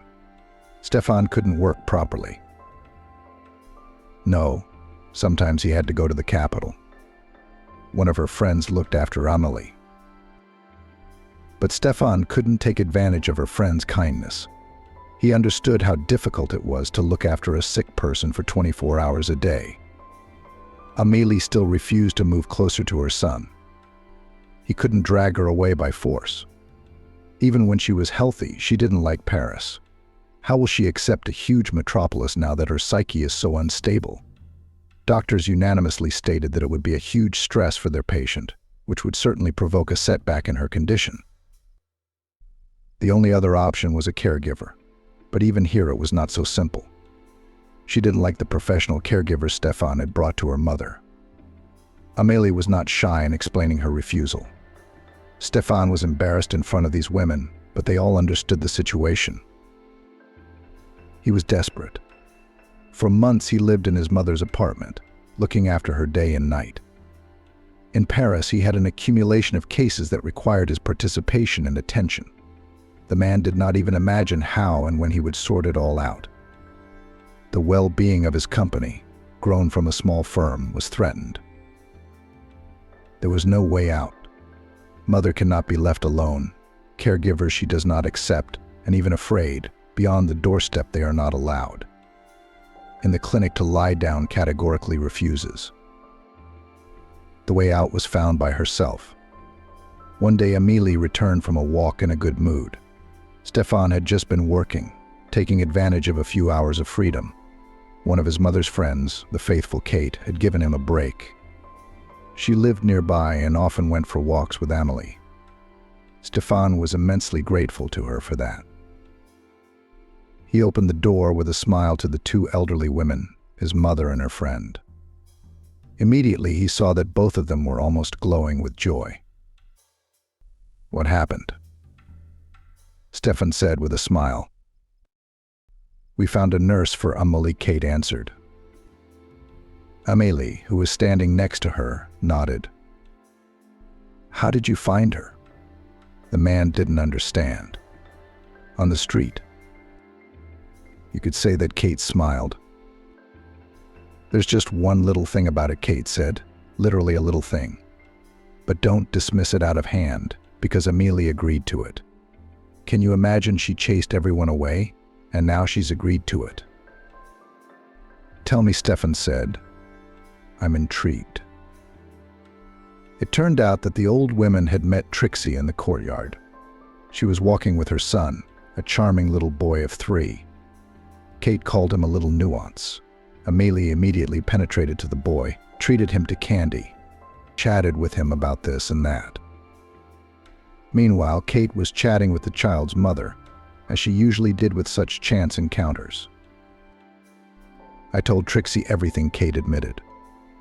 "About my problem. A close friend that we've been inseparable all our lives is in this state right now. Doesn't remember much.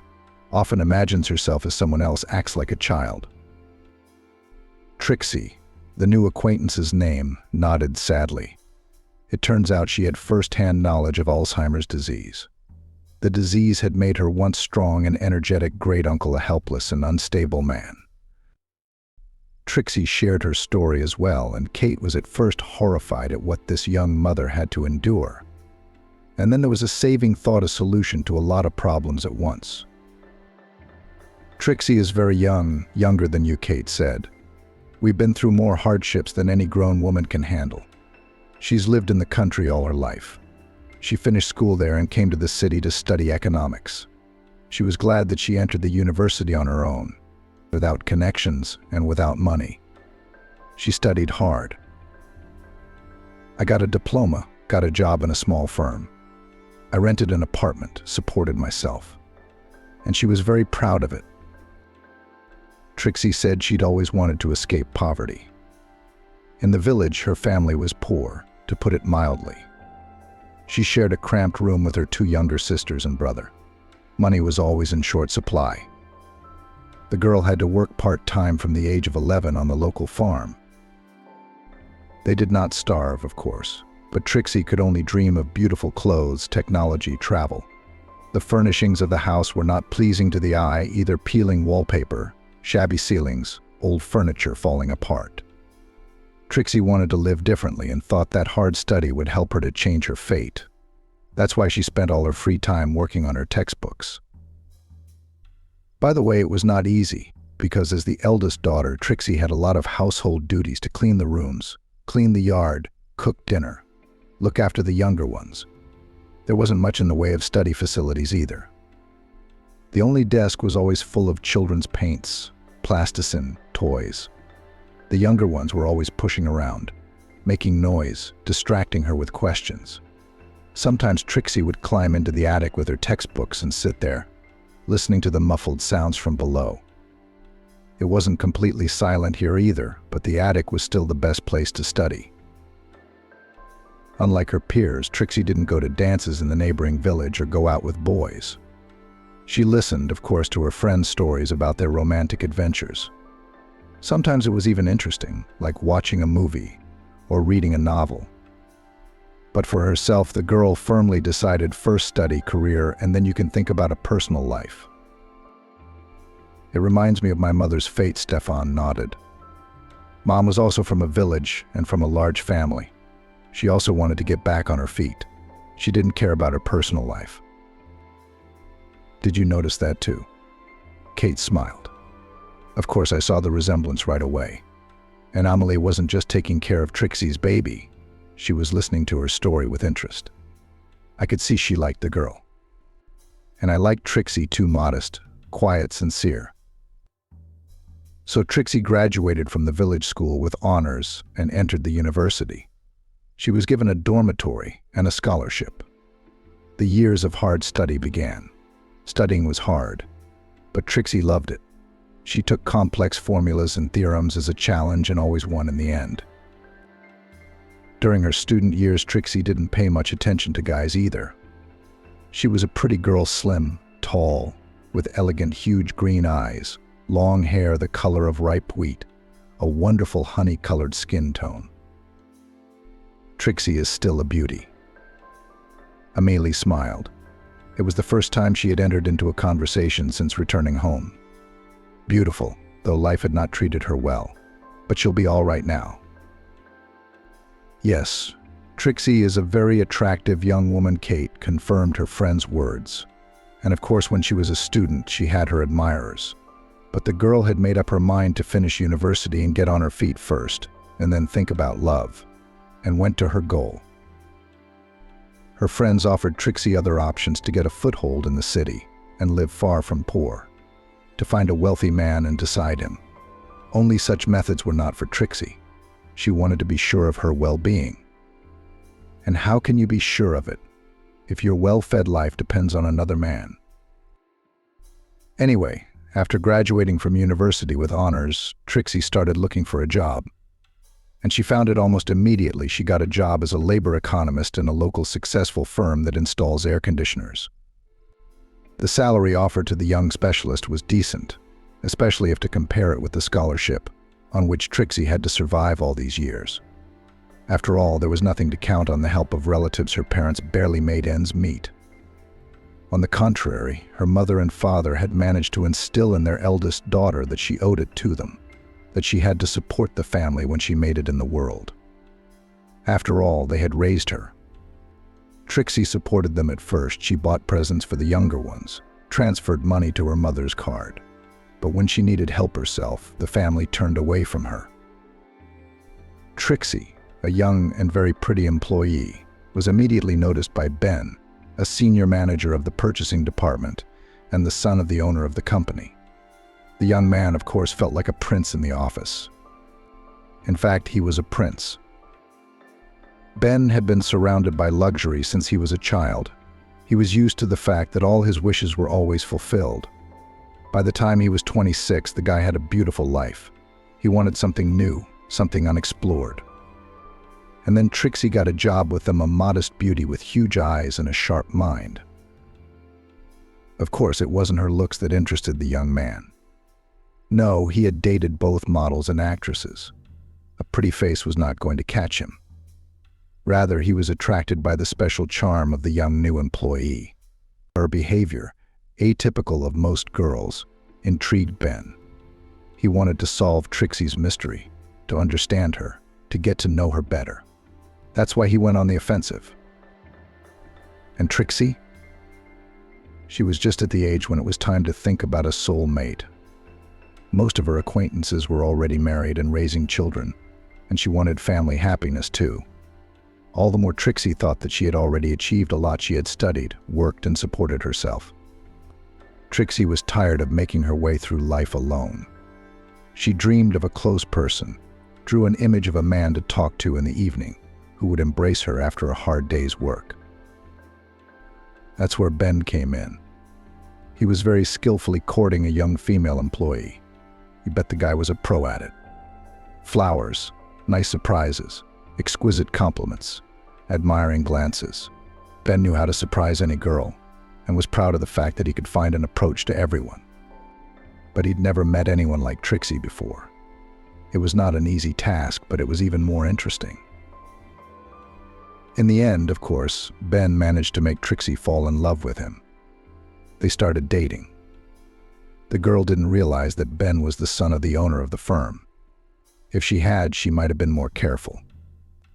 Then she realized it, of course, colleagues at work, noticing that Trixie began a relationship with Ben, told her who his father was. But it was too late. Trixie had fallen head over heels in love.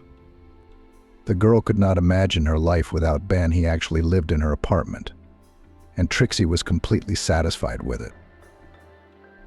The young people had been together for about 2 years. Probably Ben really had strong feelings for Trixie. Before, his affairs had lasted 6 months at the most. But here Ben wanted to take care of someone for the first time in his life. That's what Trixie had taught him, by the way. She cooked him delicious meals, took interest in his affairs and well-being, and didn't demand anything in return. On the contrary, when Ben gave her something, the girl was very touchingly embarrassed. Of course, the father eventually learned about his son's affair. At first, the man did not attach much importance to it. Ben was young, in love, well-to-do. The flighty young man was living his lifestyle. The wise father allowed his son to enjoy his youth, because he realized that if he didn't get used up in his youth, he would strive to go out all his life, all in due time. But the news that Ben had a serious relationship made him tense. It wasn't the right choice. A poor country girl with no family. She's probably hitting on the son of wealthy parents on purpose. She wants to take any chance she can to escape poverty. There are plenty of people like Trixie. But Ben is not a means to her ends. Ben, a young fool in love, doesn't realize he's being used. He says something about her purity and sincerity. He assures her there are no other girls like her in the world. No wonder, because Ben's social circle before he met Trixie was made up of spoiled girls from fairly well-to-do families, fixated on beauty, luxury, and entertainment. Probably this Trixie was wise beyond her years and realized how to behave to make a young man lose his head. Well, good for her, she did it well. Except she didn't take one thing into account. Ben has a father who won't let his son make a fatal mistake. The man decided to send Ben on an internship abroad. Out of sight, out of mind. The father knew his son well. Ben would have a new love there, then a second, then a third.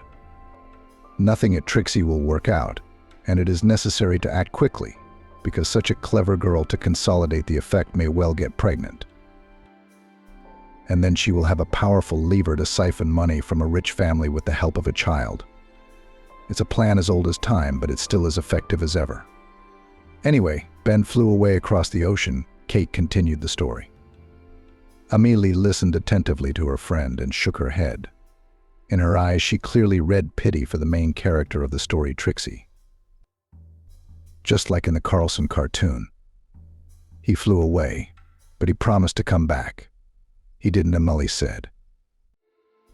Just as the wise parent expected, Ben met the next girl of his dreams across the ocean and decided to stay by her side. His father even helped his son start a small business in another country so that he could support himself and his new lover.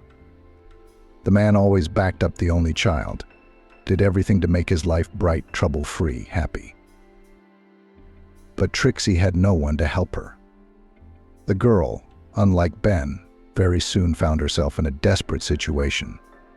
Soon after the departure of her beloved, Trixie suddenly realized that she was expecting a child. They did not plan to have children yet, so the news did not become for Trixie joyful. On the contrary, the girl felt fear Ben wasn't around and wouldn't be for a long time. The internship was planned to be long, so necessary for Ben's career. Trixie understood, but still felt pain and longing in her soul, not seeing her own face for so long. And then Ben had deleted himself from everyone's social media. Explained that it was work-related. The connection with him was almost cut off. Trixie felt abandoned and alone. She really missed her lover. The girl even began to save her paycheck, money for a trip to the city where Ben now lived and worked. And suddenly such news. Pregnancy, and the term was not small. Trixie hadn't noticed the obvious signs in time. too caught up in her longing for Ben. She blamed the malaise on stress, the delay, hormone imbalances. It had happened to her before. She hadn't expected to see 2 bright stripes on the drugstore test she'd bought just in case. The next morning, Trixie went to the doctor. I don't know if the test was wrong. Trixie was sent to the ultrasound, where it turned out that she was already in the 2nd trimester of pregnancy. The future mother was even told the sex of the baby, a boy. It took Trixie a long time to get used to the idea, and she didn't even think about abortion. First of all, it was too late. Secondly, even if the term allowed, she would never get rid of this child. Trixie already loved him, and loved him with all her soul. Too bad there's no way to contact Ben. He has no idea he's about to become a father. Surely Ben will be happy when he finds out they're having a boy. I mean, most guys dream of having sons. Trixie didn't know, and couldn't have known, that at this time her favorite man was already courting his future wife. A beautiful girl from a wealthy family, the union with which the boy's father entirely approved. No, Ben genuinely loved Trixie when they were together. The lad was quite honest about that, but his father was right about his son. The guy was characterized by his windiness and carelessness and couldn't stay alone for long. Trixie didn't know what to do, how to contact Ben. He wasn't on social media now. The guy's phone wasn't answering. He must have had to change his number. Strange that he hadn't warned her. Even weirder that he didn't call her himself. One day the girl plucked up her courage and went to the central office to see Ben's father. If anyone could tell her the truth about him, it was only him. It was not an easy step to take, but Trixie had no choice. Time was running out and the due date was fast approaching. It was impossible to survive on maternity pay. It was barely enough money for a rented house. And the baby needs a father, needs a family man around from the first days of life. Trixie can't handle a baby alone. So one sunny June morning, Trixie went to the office of the boss and owner of the firm where she worked to meet Ben's father. Upon seeing him, Trixie's stomach was already showing. The man had figured it out, Kate pronounced. He spoke to the girl rudely and ugly. He said right off the bat that she wasn't the first. Allegedly, she was pregnant by his son, and that he'd met dozens like her. He said that his son was in the middle of wedding preparations in another country, and that Ben wasn't coming back. When Trixie said they could do a DNA test, so there was no doubt about it, the man got angry. He thought Trixie was threatening him and said that if that test proved the child's parentage to Ben, he would condemn the grandchild and raise him himself. And Trixie would go back where she came from, back to her country hole. Anyway, Trixie left the office with nothing. She took a long time to digest the news she'd learned from Ben's boss he was getting ready to get married. Wow, how quickly he'd forgotten her. It was painful and hurtful, but Trixie had no time to sign. She had a lot of issues to solve, to find a cheaper apartment, to buy everything she needed for the baby, to put aside money for the first time, because she wouldn't be able to work for a few months. She had to survive in the conditions that fate offered. Ben's family would not even think about recognizing the child. The chief had made it clear, if anything, he would condemn the baby, and he would certainly succeed. He's got money, power, connections on his side. Trixie was no match for such a man. Trixie decided to stay out of the sight of such men. She was afraid of Ben's father now. She dreaded the prospect of being without the son she had grown to love with all her soul. Soon Trixie was hit with a new misfortune. She was fired. She was dismissed as a pregnant woman under the article incompatibility with her position. With such an entry in her labor book, and even with a small child in her arms, no employer will definitely not hire her. Ben's father was probably taking revenge on the one who had caused him so much trouble.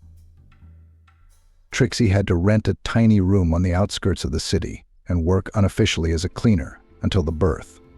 She couldn't have gotten another job anyway. Pregnant, and with such a record in her employment book, Trixie had a small financial safety cushion. The money she'd been saving for a trip to see her lover, but it had run out 3 months after little Edward was born. So Trixie went back to scrubbing driveways.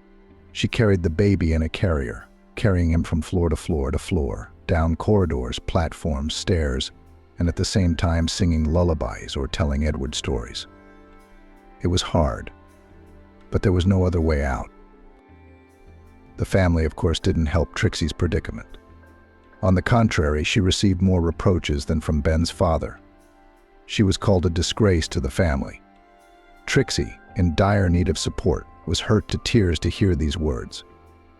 Her parents made it clear that she had disappointed them. They had hoped that their daughter would become a great person, help the family financially. And everything was going that way at first, and she dared to get into such a situation. Then the baby grew up, and it got easier, Kate continued. Edward is such a bright, serious little boy. He's just a baby. He helps his mother with everything. Trixie could work more now, and earn more money. So she and her son moved here from a bad neighborhood. Trixie rented a better apartment and continues to work as a cleaner, and at the same time is studying for a programmer on some free program. She's unlikely to be hired as an economist now, after this entry in her labor record. And there are more opportunities to earn money as a programmer.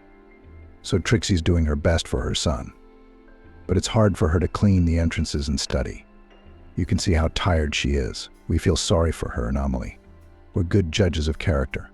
We knew right away that Trixie was kind and honest. But she'd had some bad luck in life. That's an amazing story, Stefan shook his head. Can we make a movie about Trixie's life? You don't know the most important thing, Kate smiled mysteriously. Your mom Amelie suggested a wonderful thing. She asked Trixie if she would be her nurse. She offered. Stefan wondered.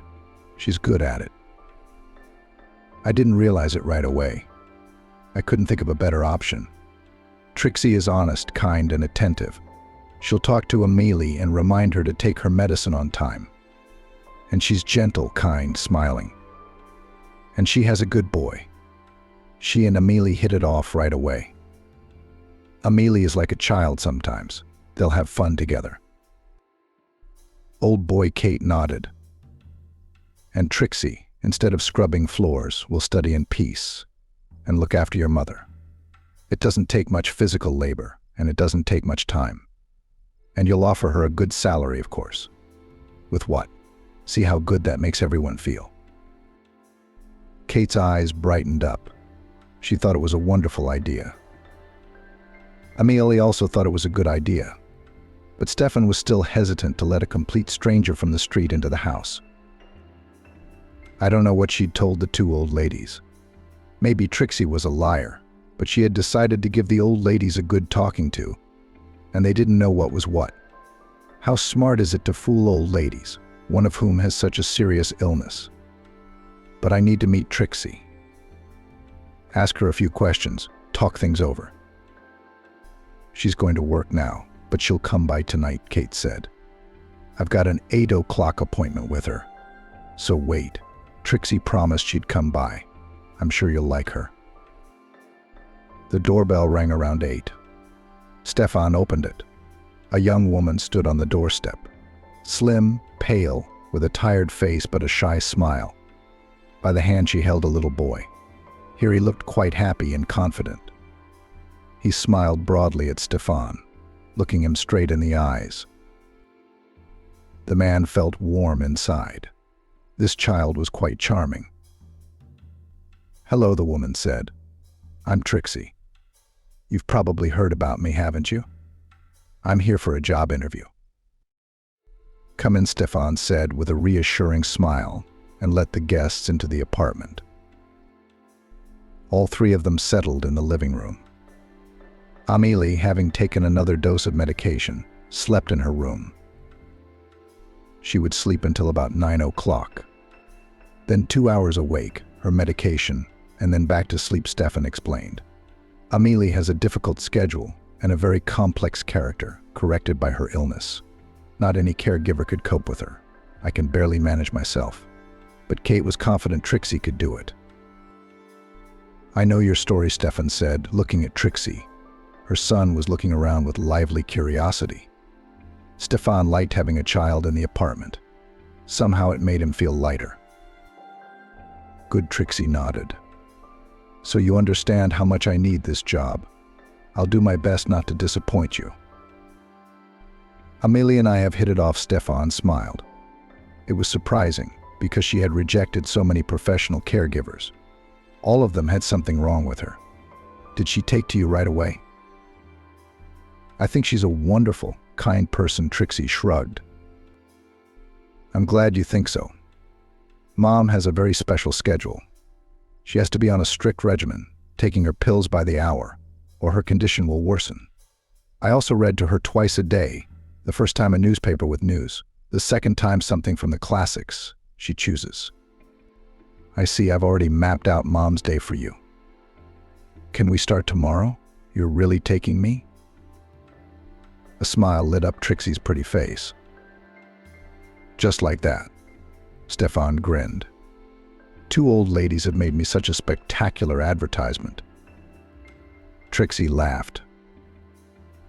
You see, that's the thing. I don't know if you realize that the baby will be living here with me, of course. With you and my mother. Stefan said calmly. That's out of the question. Thank you. The young woman's eyes expressed gratitude. I think she almost cried. Perhaps fate had treated her unfairly. If Trixie is so happy about this job, it's not easy to look after someone with such a disease. Trixie knows what she's getting into, and she's still excited about it. Trixie and the baby showed up the next morning. They didn't have much with them, just a couple of backpacks and a small travel bag. Good morning, Stefan smiled. You're just in time. Make yourself comfortable, get settled in. Mom will be up in an hour. I've written out her day in detail. He put the sheet on the kitchen table. Good, Trixie nodded. Oh, and if you need anything, call me any time of the day or night. I'm leaving for the local office right now. Now I finally have time for a full-time job. I'm staying here in my old apartment for a couple days. Of course. I'll visit you every night. I'll see how you're doing, and if all goes well, I'll go back to New York, but I'll stay in touch with you, of course. Yes, I see, Trixie smiled. Everything will be fine, don't even doubt it.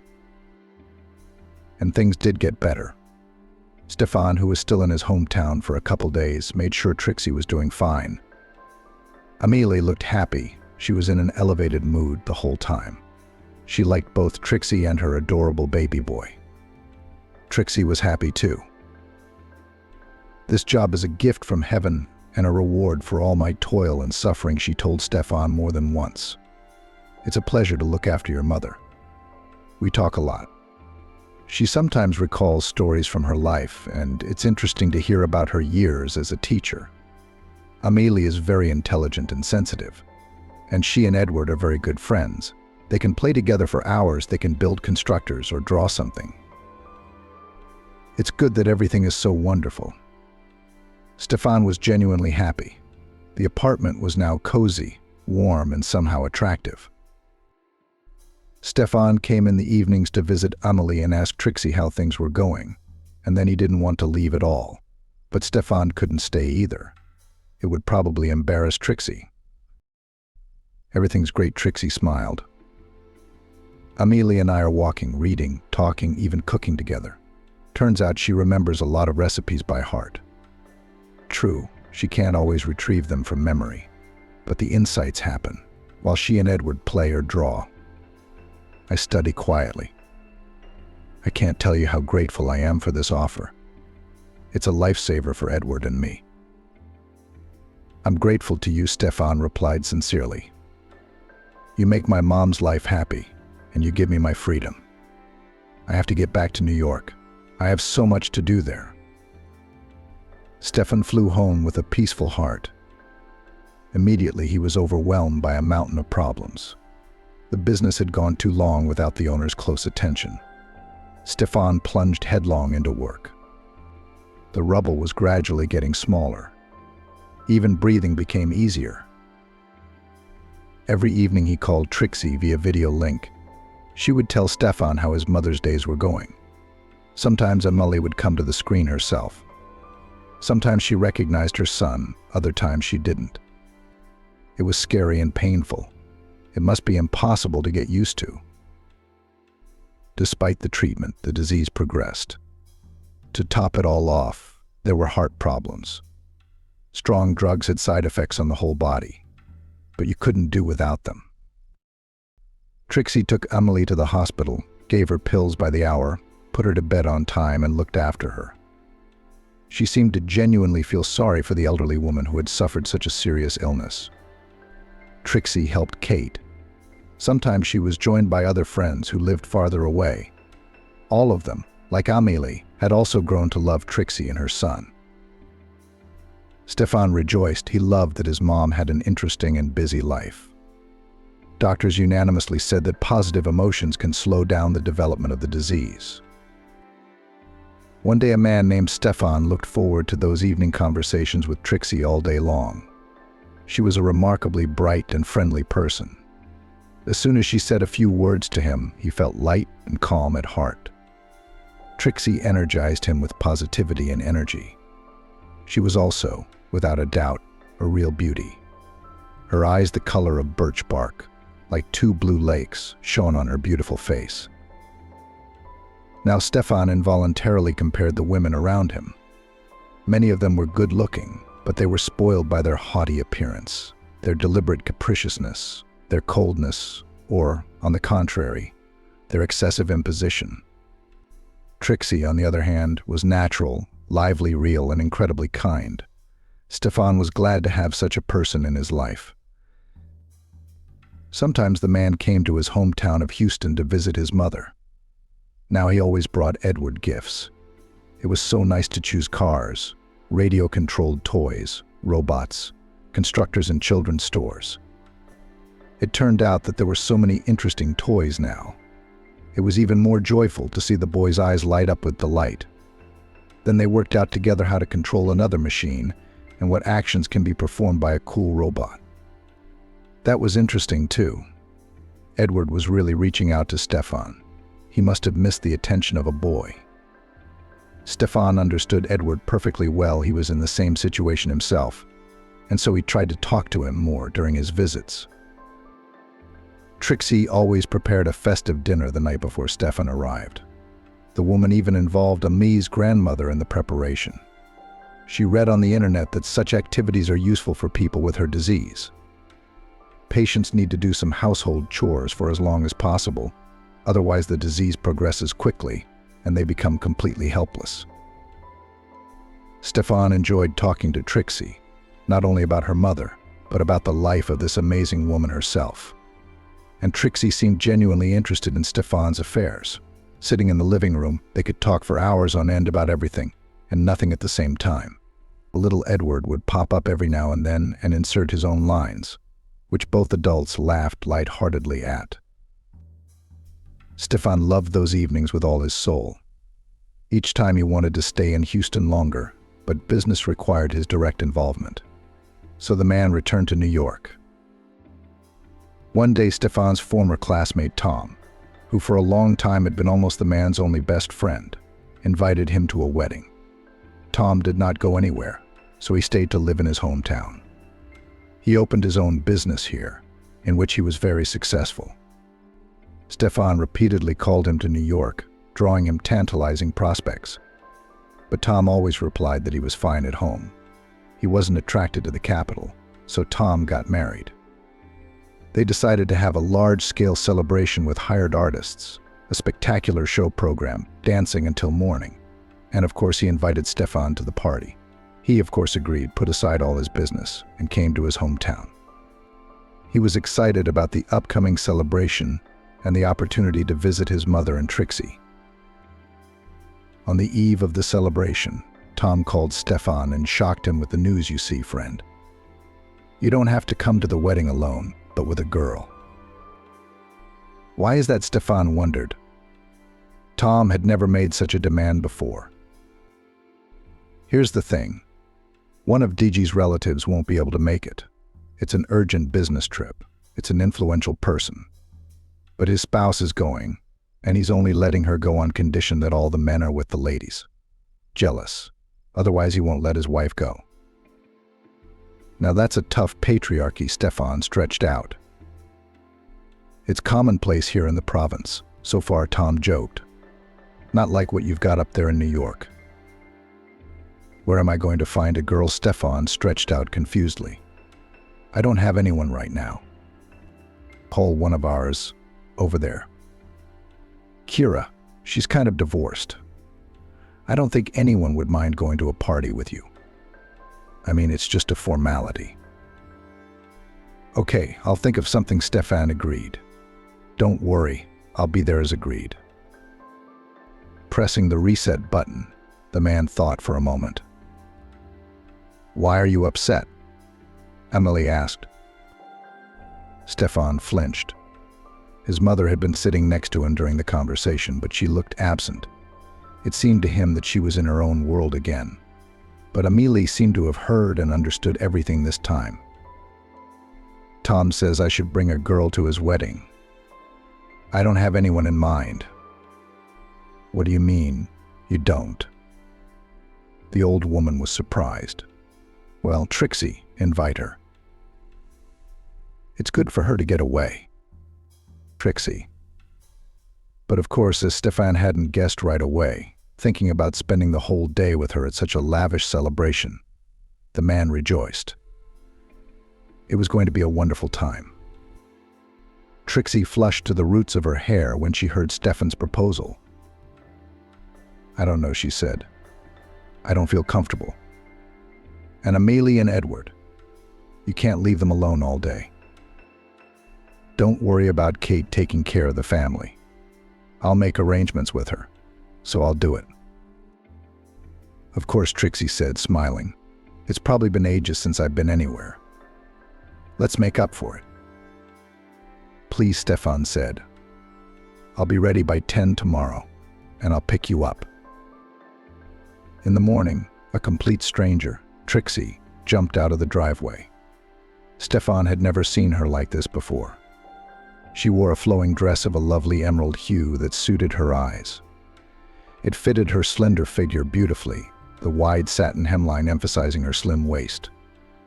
The belt emphasized her slim waist, and her wrist was adorned with massive bracelets of dark green stones.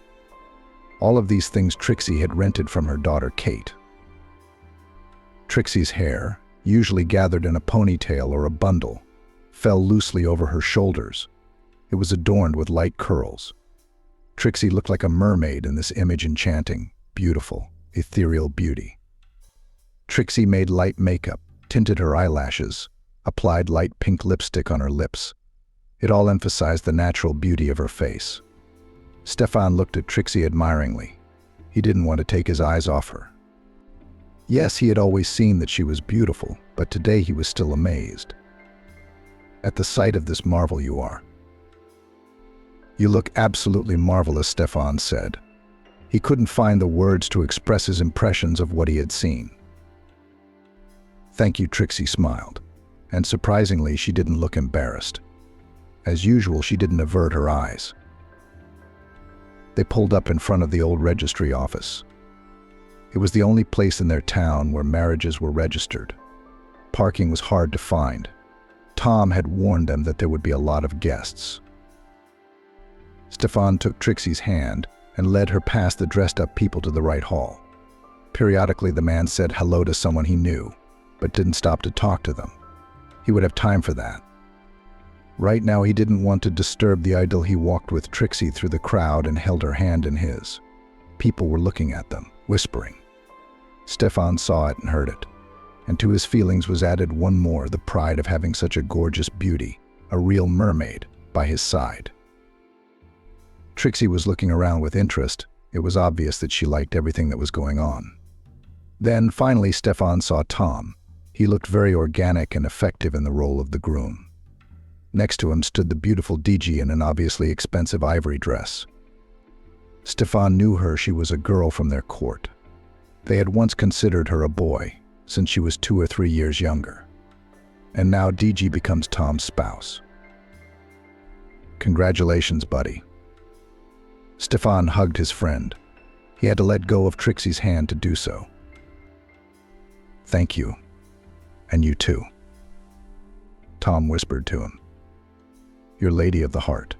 She's beautiful. Why did you lie to me yesterday about not having a boyfriend? You two obviously adore each other." "Really?" Stefan was surprised. "Do you think so?" "I don't think so," Tom smiled. And then there was a solemn registration of the marriage, a traditional trip with a photographer to the local sites and monuments. People were having fun and socializing. One by one, bottles of champagne were opened. Trixie immediately made friends with the bride. They joked merrily with each other and exchanged friendly remarks. The man relaxed for the first time in a long time. Tense work, problems with suppliers, anxious thoughts about his mother's rapidly deteriorating health, all of this had receded somewhere. He was having fun with his friends, laughing at the jokes of others and joking himself, enjoying the closeness of his beautiful companion. And she, it seemed, also felt in a pair with him organically and naturally. The first part of the wedding was over, and everyone went to the restaurant. There, the guests were waiting for a luxurious show program, a good host, spectacular numbers, dances, contests, delicious snacks. The man and his companion danced a lot. The girl moved quite gracefully and relaxed, certainly leading the dance. It was easy and pleasant to adjust to her movements. He did not like and could not dance, but he could not refuse his beautiful lady. The day flew by. It got dark outside the windows, but the holiday was not going to end yet. It was time for the next key moment of the celebration, the hunt for the bride's bouquet. All the unmarried were lined up in a row in the center of the hall. The girl did not want to go, but the man gently pushed her towards the others. The bride turned around at the girls, frozen in anticipation, and smiled slyly at them. It seemed to the man that she winked at his companion. And then the bride threw the bouquet to her. The bouquet itself flew into her hands. Applause broke out, and the host asked the man to come out to his lady. He approached the embarrassed girl and took her hand. She looked quite confused, so he put his arm around her waist encouragingly. "Well, young man," said the host into the microphone, "you see, fate has decreed that your wedding is next. Kiss the bride." The guests around began to applaud, and then also chanted, "Bitter, bitter." "You see, there's no other way out," he smiled affectionately at the girl. And he did what he had dreamed of all evening, kissed her. She was at first a little embarrassed in his arms, but then she embraced the man, pressed herself against him, and answered the kiss. Stefan wanted that moment to last forever. But sure enough, after a few moments, Trixie pulled away. She was looking at the man in a kind of frightened way. "This is the most beautiful kiss I've ever seen," the host continued to broadcast. "Everything is going to be great with you guys." Stefan led Trixie by the hand to the back of the room where there were fewer people. He wanted to say something to her, to cheer her up, to ease the awkwardness after the kiss, but he couldn't find the words. The man was overwhelmed with emotion.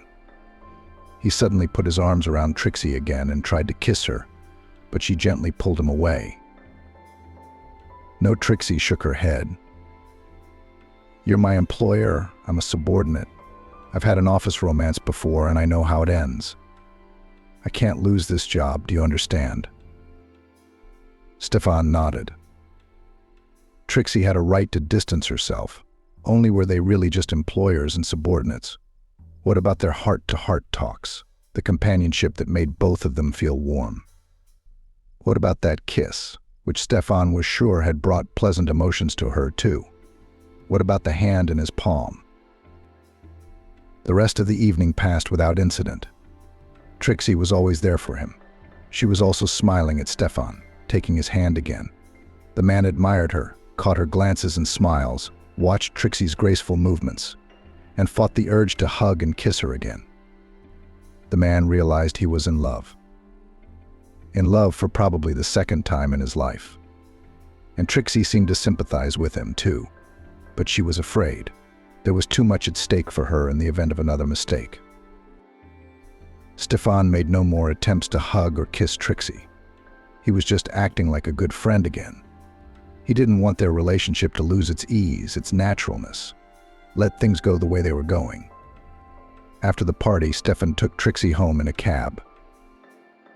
"Thank you for a wonderful evening," the beautiful woman smiled at him as she got out of the car. "I'd never been to an event like this before. I guess I felt like Cinderella when I got to the ball." "I'm glad you liked it," Stefan nodded. Then the man went back to Chicago. And everything went back to the way it had been. Busy work, evening calls with Trixie, socializing with friends and coworkers. Only now Stefan thought about Trixie all the time. He remembered her green eyes shining with delight, her hair flowing down her back, the warmth of her palm in his hand. And of course he often returned to that kiss in front of the crowd of guests. That kiss had changed many things. It had made Stefan realize that he was really in love with Trixie, and there was no use in resisting that fact, and no reason to lie to himself. Except Trixie was afraid of getting burned again, and was holding on to her job very tightly. She had already had a situation in her life, when an affair with the boss's son had hurt her and ruined all her plans. Of course, the woman didn't want to repeat, especially since Trixie was now responsible not only for herself, but for Edward as well. But did she really think Stefan was capable of such meanness, that he could do to her what her old boss or his son had done to her? During the conversation over the video link, Trixie was on her usual behavior. She was friendly, cheerful, and smiled a lot. True, she'd been giving Stefan a lot of unhappy news lately. Amélie's condition was worsening.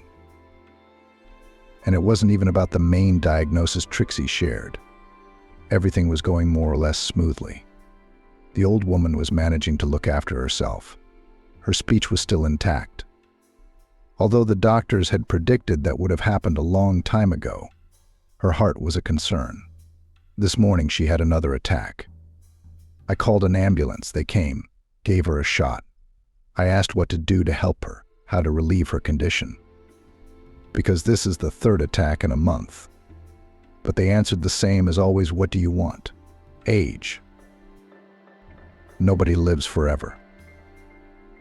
"That's the answer," Stefan said. "I'll get her into the cardiology center in New York." He felt sorry for his mom, who was clearly agonizing and suffering. He was also worried about Trixie. Stefan remembered well the indifference of the local doctors and their attitude toward elderly patients. And his heart was also gripped by fear of losing the person he loved the most. No, he understood, of course, that nothing lasts forever under the moon, but he was not ready to part with his mother right now. Stefan managed to get a consultation with a famous professor cardiologist. He won a place for his mother in the best cardiac center in the country and rented a special car for transportation of elderly and seriously ill patients. All this cost him some labor and took time. As it turned out later, there was almost no time. Even later, after the worst of it had happened, Stefan had chastised himself for dealing with all these issues instead of spending his last days with his mother. Trixie soothed him, hugging him, stroking his head like a little boy. "Yeah, you're right, of course. How could you have known it would happen like this? I mean, you hoped for the best and did everything you could to get your mom fixed. It didn't work. Not in time," she said. When everything was almost ready to move Amélie to New York, Stefan received a phone call from Trixie at an odd hour. The man immediately knew he was in trouble. Usually they communicated in the evenings, and then suddenly there was a call in the morning. Something had obviously happened. "Amélie's in intensive care," Trixie said in a broken voice. It was obvious she could barely contain her sobs. She'd gotten sick last night. "I thought it was another attack, called the ambulance, and there was a heart attack. She's in serious condition, needing intensive care. So we can't move her. We can only rely on the professionalism of the local doctors." Stefan wanted to fly home, to sit by his sick mother's bed, to talk to her. But Trixie said that Amélie was in a coma, and there was no need for an emergency visit. Stefan obeyed Trixie. He finished all the important things at work. Immediately after that, he packed up and went to his hometown. The man lived here for about a week, stayed in his apartment. It was hard for him to return to the house, where his mom was not there now. And he didn't want to see Trixie. She shouldn't have seen him so upset, so scared, so helpless. The man had been in touch with the doctors the whole time. He'd procured the necessary medications and even equipment for her mom, constantly inquired about her well-being, brought the best doctors to the hospital. But Amelie's condition, despite all these efforts, remained stably serious. And then suddenly that call at 6 in the morning. Yes, Stefan understood that his mother was between life and death for a week, but to the last he hoped for a favorable outcome. He believed, like a child, in a miracle. The doctor's words that morning came as a surprise and a heavy blow to the man. Through the pain, tears, and despair, another, seemingly inappropriate thought took shape in his head. What about Trixie? After all we had in common was Amelie. Now that Mom is gone, Trixie and little Edward will be out of my life too. The realization made Stefan feel even more painful. On that day, he found the strength to go home. He had to find some paperwork for the burial. Trixie threw herself around his neck, hugged him tightly, and sobbed. "I'm going to miss her so much," she sobbed. Stefan cried too. He felt neither shame nor embarrassment. He was saying aloud what was tormenting him: his own guilt for not saving his mother in time, and his regret for not being with her the last few days before the heart attack. Trixie calmed the man down, made logical arguments, found the right words. 3 days flew by. The funeral, the wake, settling a mass of legalities, and the agony of getting used to the idea that Amelie was gone and would never be again.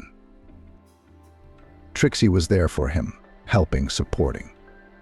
For Edward's sake, Kate had taken him in for the time being. "The boy doesn't need to see all this and have his heart ripped out," she said. "It's too much stress for a young child. Let him stay with me for a while." Trixie and Stefan agreed that it would indeed be best. Then the day came when Trixie packed her things and got ready to move out. She called Stefan and said, "Edward and I are leaving for a rented apartment. Thank you for such a great job and a wonderful time." "I'll leave the keys with Kate," Trixie said. "It was a pleasure to meet you."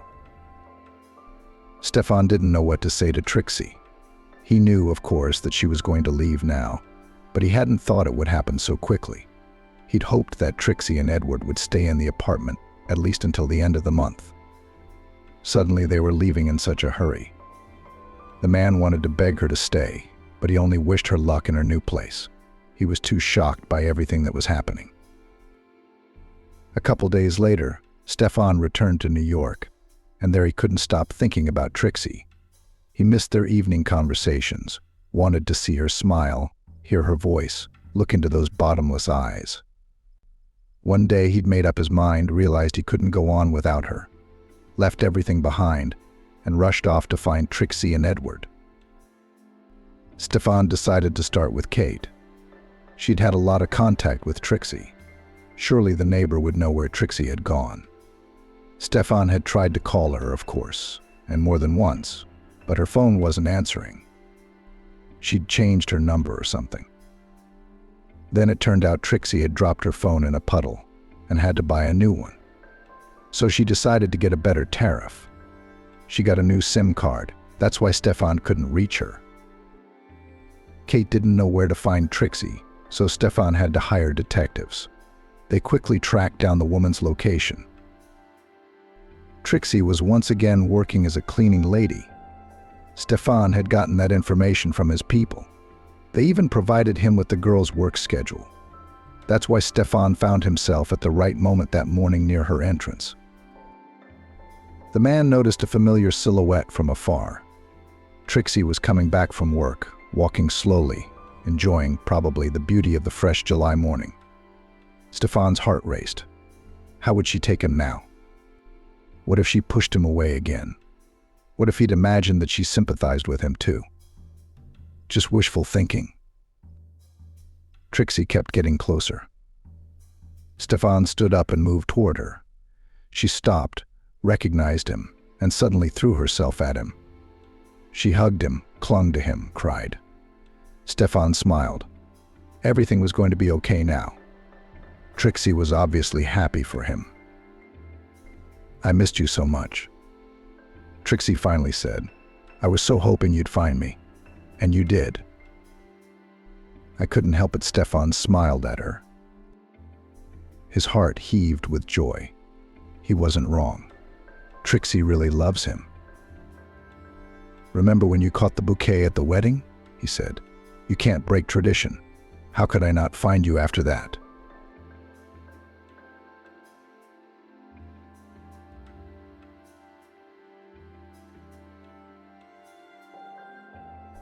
"Oh, these roses are gorgeous." "What's the occasion for such a gorgeous bouquet?" Grace asked. "Is it for me? Or are we going to someone's house?"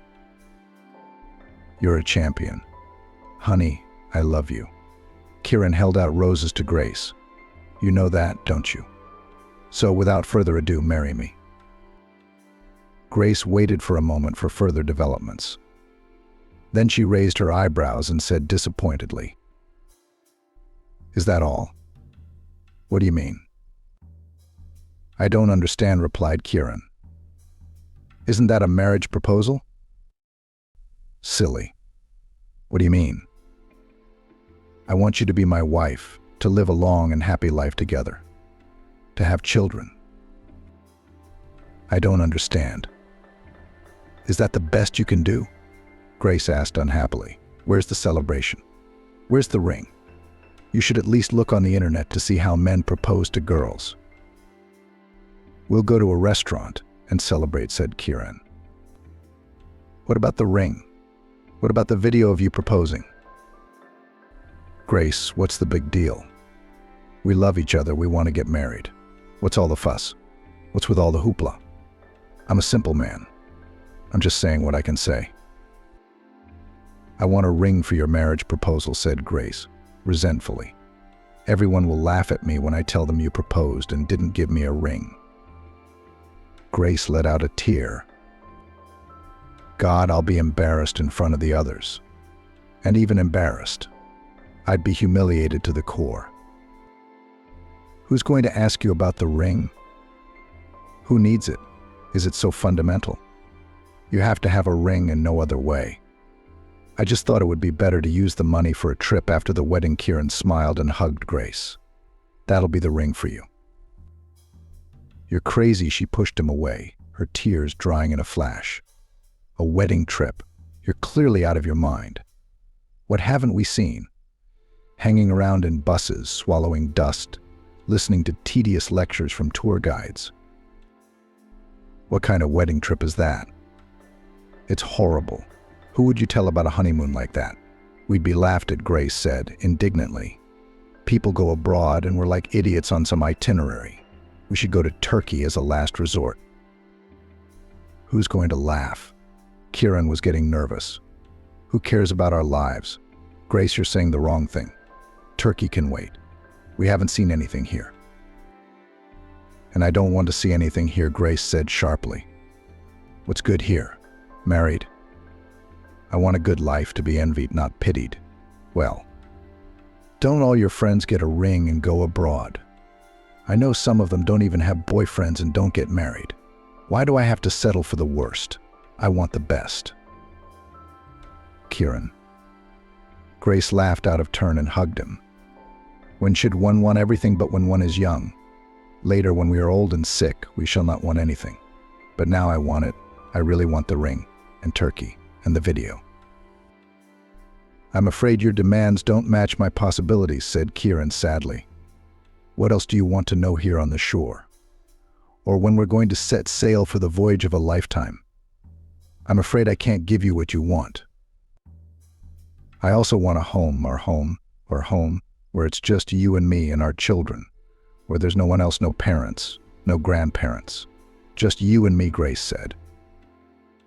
"I wanted this to be a surprise to you," Kieran smiled. "I'll tell you. You and I are going to have a house like this. Or rather, we already have one. My grandmother will move in with my mom and dad. And we'll move into her house. My grandmother gave me a gift. She gave me a deed to her house.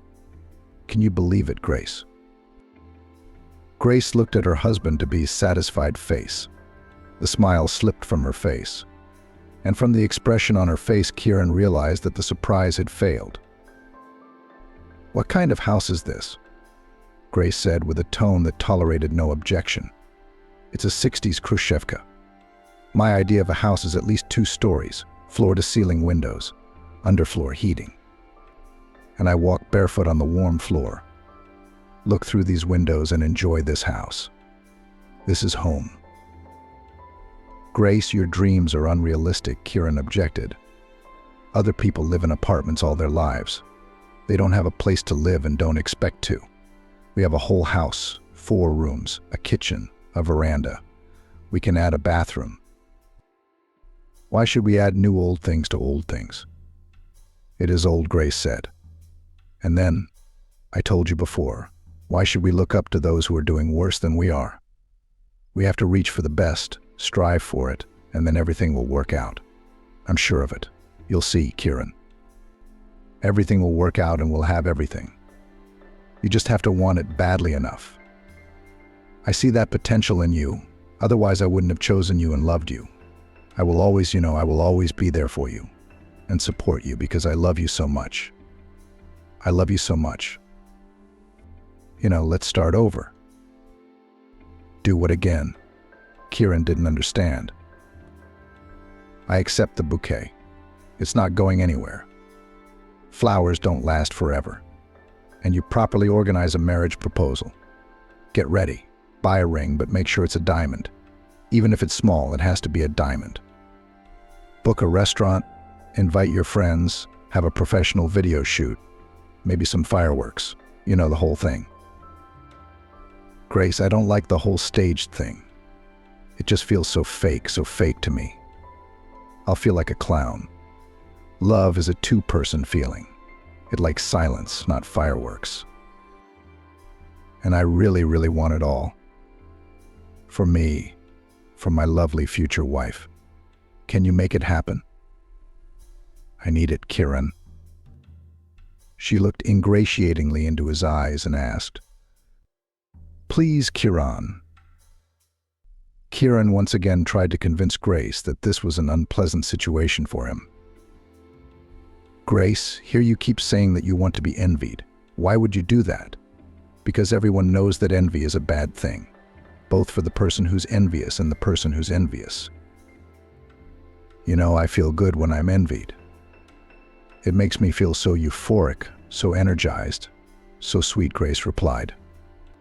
Naughty. She laughed. That's the kind of wife you're going to have, Kieran. Not vicious, but determined. I look envious men in the eye and taunt them with my superiority over them, the wretches. Grace, you are also a great sinner, said Kieran, putting his arms around her and kissing her. Then he looked intently into her eyes, which were burning with a passion he did not know, and said, Pride in you is overflowing, and this is a great sin. But I love you, I love you. Since when are you such a believer? Grace asked quietly. Well, it's all right. It's the way it should be. Different poles attract. You and I are so different. I'm the devil by your standards. You're an angel. And we're drawn to each other. That's love, Kieran, Grace whispered in his ear, her voice husky. He recognized that intonation when her voice became unreal, with an altered timbre. It meant she was aroused and wanted him. I love you like this. Yes, darling, yes, Grace whispered. That's what love is, and love justifies everything. Grace had everything she wanted: a marriage proposal, a party, a ring, a noisy company, a video shoot, and even fireworks. And most importantly, she saw the envy in her friend's eyes, unconcealed envy. And from that, as she thought, the holiday was a success. This is how she will go through life, so that everyone envies her and burst from this envy. And Kieran, although he has his own opinion, Grace knows how to tame him and direct him in the right direction. In spite of everyone, she will be happy, and she and Kieran will have everything they want. They just have to want it badly enough. The wedding of Kieran and Grace also thundered on a large scale, accompanied by noisy fun and videotaping. Afterwards, they visited Turkey, realizing their wish at her behest. Such noisy festivities were not in keeping with Kieran's character. He was very tired. Very tired. Even a vacation in Turkey had not done him any good. He was glad it was time to go to work. Grace's energy kept him on his toes. Maybe those who lived together before marriage are right. At least they could figure out if they could live together. Or were they so different that living together was impossible? Kieran loved Grace very much, so he could not propose an unofficial marriage to her. He felt he would humiliate her with this proposal. He thought Grace deserved to be a real, legal wife. So a little old-fashioned, or rather, not modern at all, was Kieran. And all because of the way he'd been brought up. Both grandmother and mom and dad were educated, cultured people and always resented the relationship between a guy and a girl like try to live together. And then already in register marriage.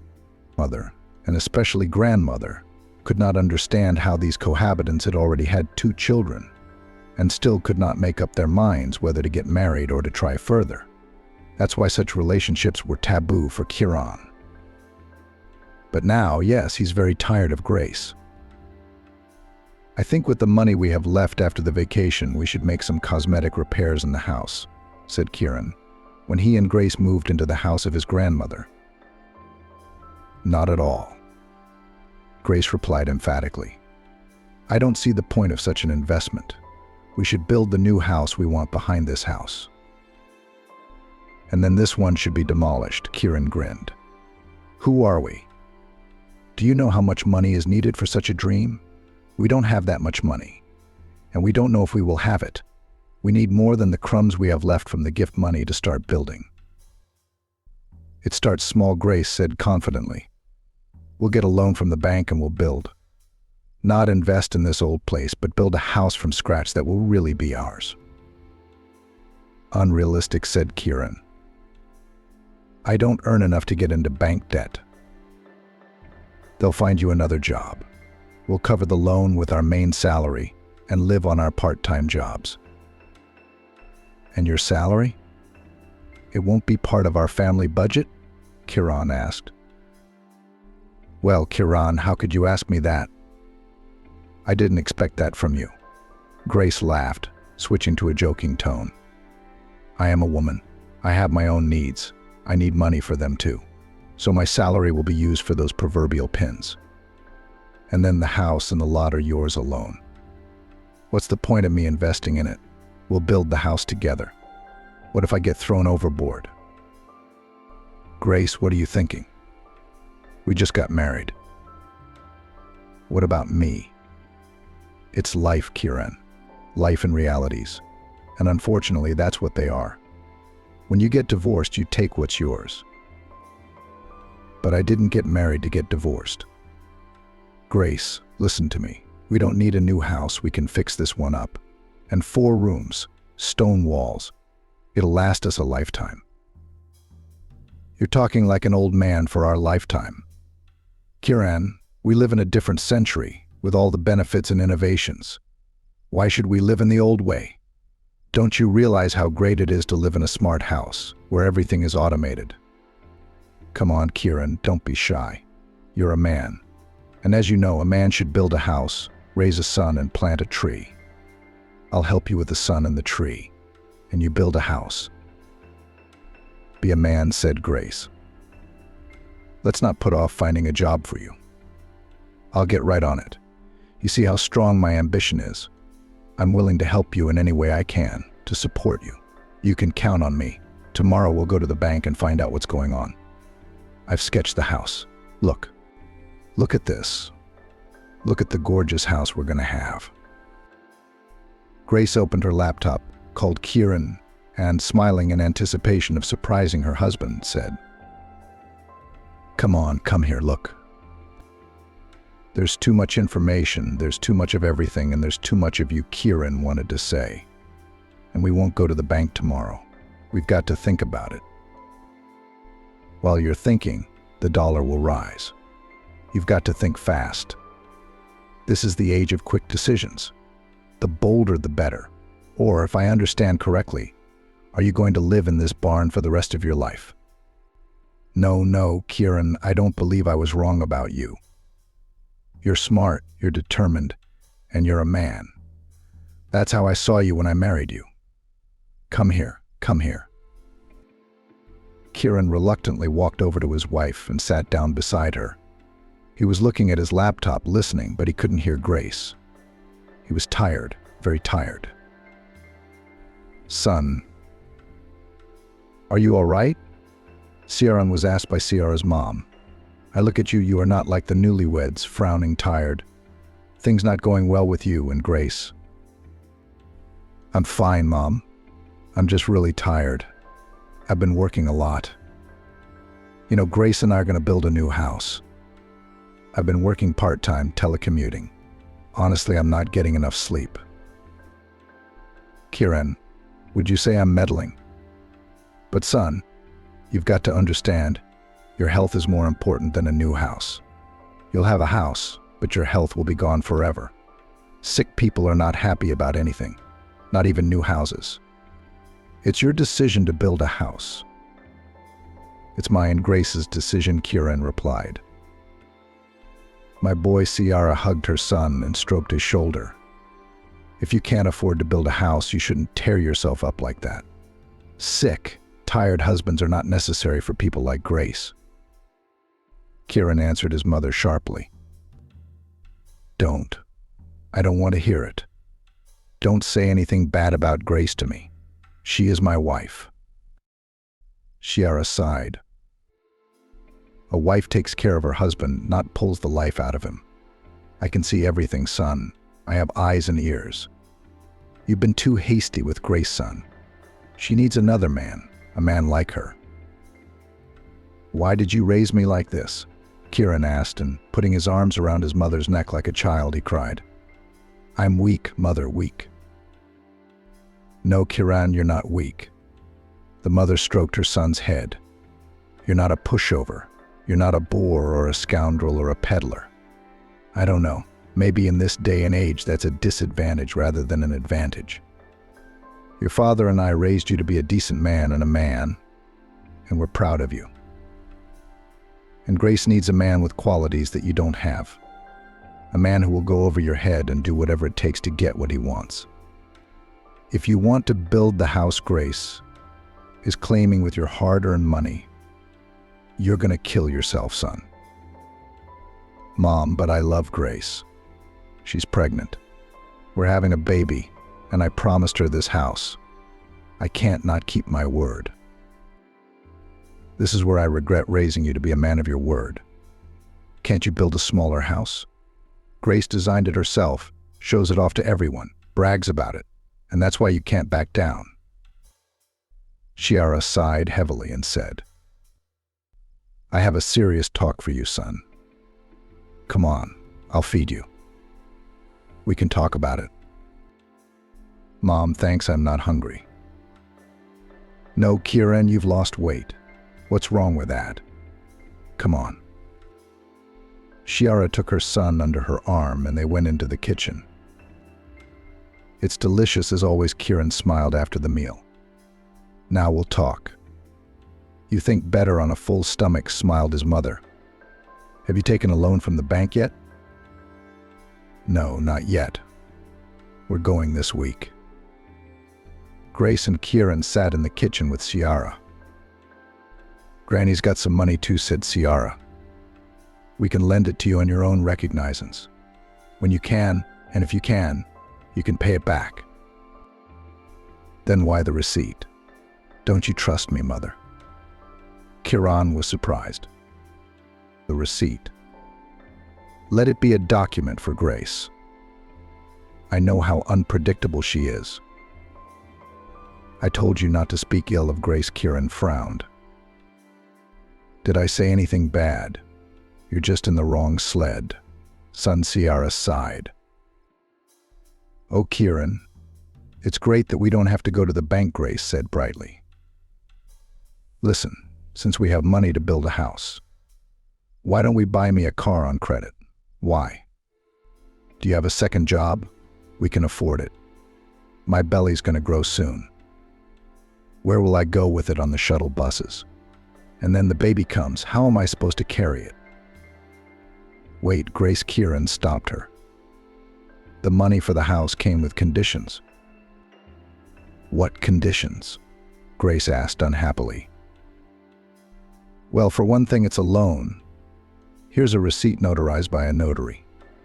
And secondly, on the condition that I'll work only at my main job, I'll give up my part-time job." "And we won't say you're moonlighting," Grace smiled conspiratorially. "But if we don't, who's going to know?" "Grace, honey, I want a car so badly. I can't even imagine driving to work. Everyone would be jealous," she laughed. "I'm not buying you a car. I feel sorry for people. Don't let anyone die. Let them live." Kieran tried to turn the conversation into a joking mode. "Kieran, please, please. A car for a woman is a necessity," Grace whimpered. Grace. I don't know if it's jealousy or work that's going to kill me. Is that what you want?" Kieran answered his wife seriously. "Can't you see I'm having a hard time? I sleep for 3 hours, I get up at 6, and then the money is on loan. I have to pay it back from every paycheck. I'll cover the debt." "What do you mean, on credit?" "They're your parents. Won't they forgive you for this money? They gave us all their money," Grace persisted. "Do you understand that?" Kieran asked. "Do you really think I'd leave my parents without money?" "I don't know," Grace shrugged. "Other parents forgive. And then they won't even have time to save for retirement. They're past their youth. They don't have a lot of wishes. They could have sacrificed that much money for their own son." Grace smiled and pouted like a child. "Do you really want your wife to work her ass off on the buses?" Mom was right, Kieran thought. That's why she had the debt notarized. Grace's needs not everyone can handle. "Look, Grace, ask your parents for money for a car," Kieran dared to say. His wife's demands were starting to piss him off. "I'll tell you right away, I'll give up my part-time job. Don't even think about it. I'm not able to work nights." "Do you hear yourself?" Grace was indignant. "I have a husband, and I'm going to beg my parents for money for a car. Kieran, have you humiliated yourself like this?" Kieran was silent. He realized that no matter what he said, Grace would have only her own opinion, and it was the right one. "I'll quit my second job, I'll pay off my parents' debt, I'll keep building the house. I'm not counting on a car. And that's my final answer," Kieran reported to his wife. "And now I have to sleep, and how do you want to sleep?" "How can you talk to me like that? I'm pregnant, and you're getting on my nerves." Grace burst into tears. "Who's getting on whose nerves? Stop crying, kitten." Kieran hugged his wife. "Let's go to bed, and you think about what I'm asking of you." "Wine? A car is a necessity for a woman and not a whim. A lot of promises that you'll think about it. Don't get your hopes up. You know I keep my word, and I'm keeping it this time," Grace persisted. She realized that after going to her parents' house, Kieran had become so uncooperative. His mommy must have told him that. No, now they would go to Kieran's parents together.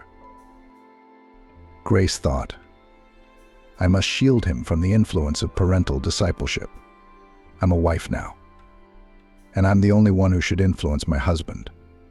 And the parents have finished their mission of education, and Kieran is not a boy to be danced to. He's a man who has to support and care for his family. I'll give my mother-in-law my opinion. She wouldn't dare come between me and Kieran. A man should have one woman to guide him through life. Mother's time is over. It's me now, Grace, Kieran's life guide." Kieran, darling, I love you so much. You realize that love isn't given to everyone, only to the chosen few. Your God must love you because I have you here with me. No one will ever love you like that. No one ever will. Embracing her husband, Grace whispered, I promised you a son. And now I've kept my promise. We already have one. All that's left is for him to be born. Can you imagine? Our favorite son. Kieran was happy with Grace being ever so slightly enthusiastic, but demanding nothing from him. They lay, they talked, they kissed, they loved each other. And in this moment there was no talk of the house, of how Grace would put it up, of how far her dreams had come, and how she was going to work hard to make those. And for Kieran, unrealistic dreams come true in their lives. He was grateful to her for these rare moments of respite from material things, because it was in these moments that he was truly happy. The rest of the time he was tired of Grace's bursting energy, of her plans, which were gaining momentum, demanding unrealistic investments. And then after that incident, Kieran realized that if she was up to something, she would achieve it by any means necessary. All means are good for her desires. That incident shocked him, and he realized that there would be many such cases and he should be ready for them. Do you love me? Grace put her arms around her husband and pressed herself against him. Oh, do you hear our Vincent beating? We've heard it already, she said to the fetus, tapping his belly. Not yet, Grace. I've asked you 100 times not to address the unborn child by name. Do you ever listen to me?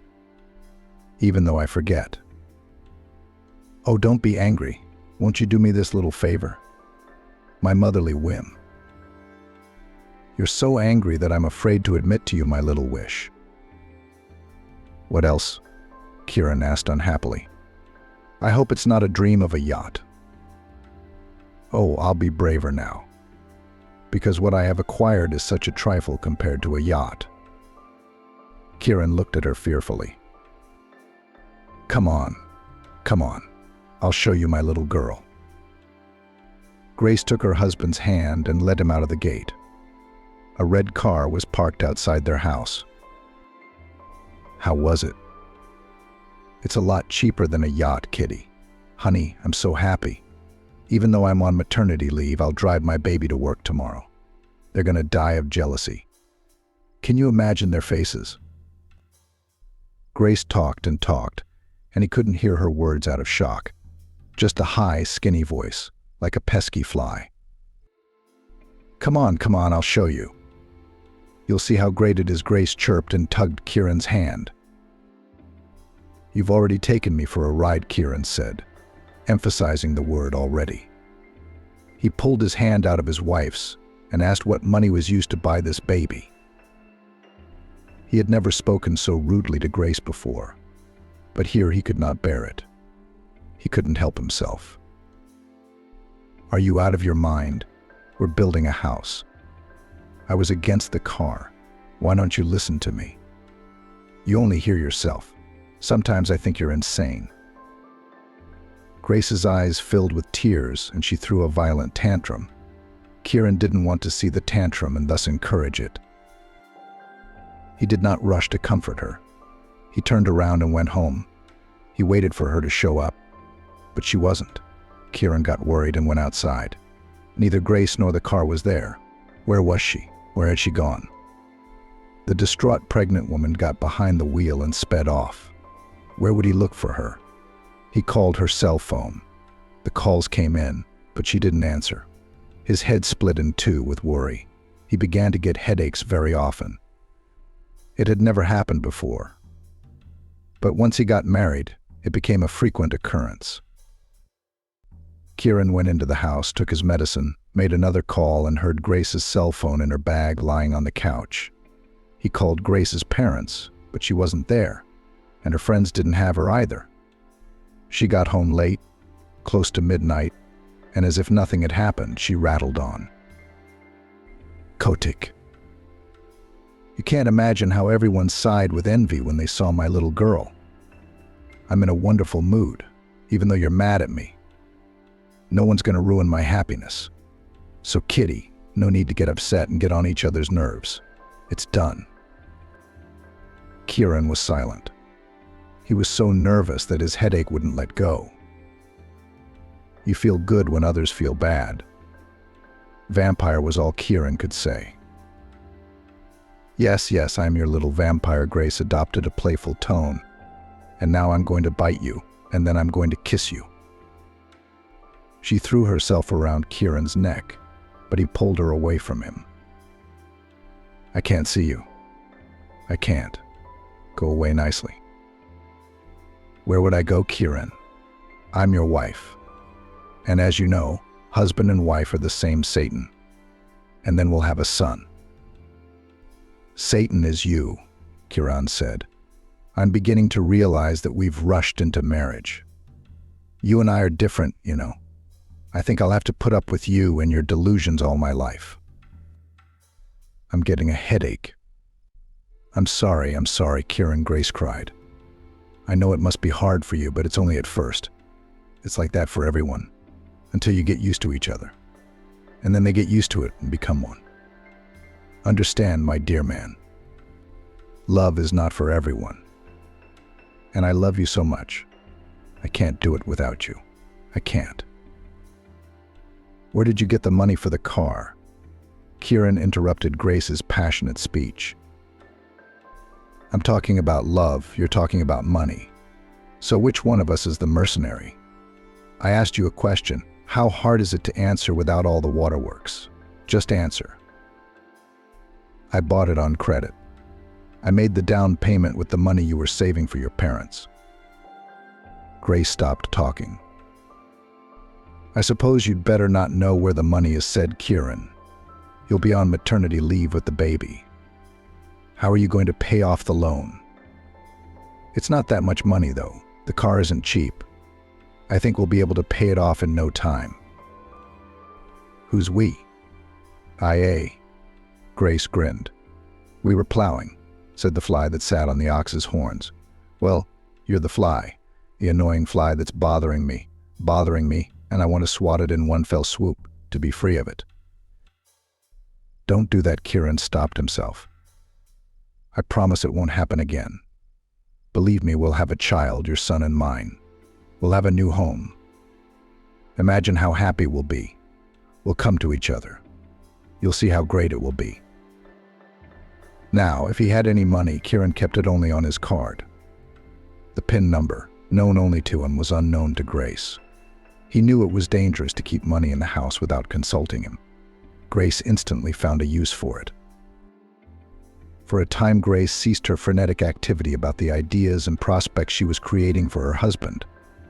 A child was born in Los Angeles, and she was fully immersed in motherhood, which pleased Kieran very much. Grace was probably right. Kieran thought it would take time for them to get used to each other. 6 months had passed since the birth of baby Vader, and Grace had resumed her efforts in the area of perfecting her family. She realized that their house was being built, and it was her credit. She had insisted on such a beautiful, comfortable, modern home. She had bought herself a car, it is true, against Kieran's wishes, but how comfortable she is now. And then it was her dream come true, too. Kieran took a break from her ideas. Time to get back into work, Grace thought. Otherwise, if her husband isn't pushed to exploits, the mire of a frustrated bog awaits him. There needs to be movement. Movement is life. I will not let Kieran die in this quagmire. I will push him forward, encourage him. We'll get to such heights, everyone will gasp and die of envy. Kieran, have you thought about changing jobs? Grace asked. You can't stay in the same rut with a steady paycheck. I think a man needs development, to move up, to feel on top of things. Somehow, Kieran, you've accepted your average salary, your status as a manager. If you see that the job is unpromising, is it worth holding on to it? I see your potential and I think you're capable of more. I'm happy with the job, Kieran replied. And then Grace. It's not easy to find a high-paying job in this town. This isn't Los Angeles.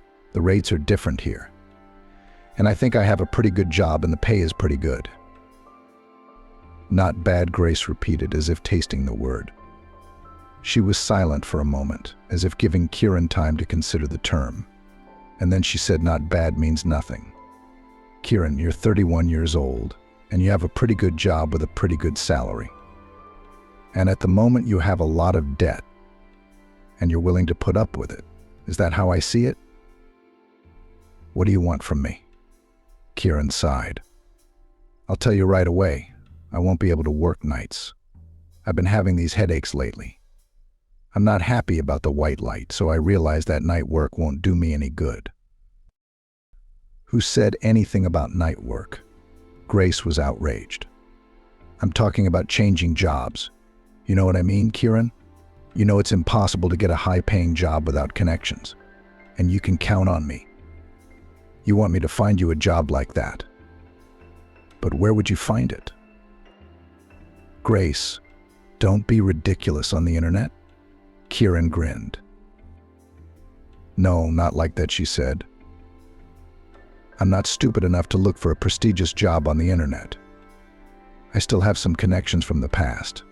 I can build bridges and try to find you something more worthy of your intelligence and your knowledge. How would you feel about that?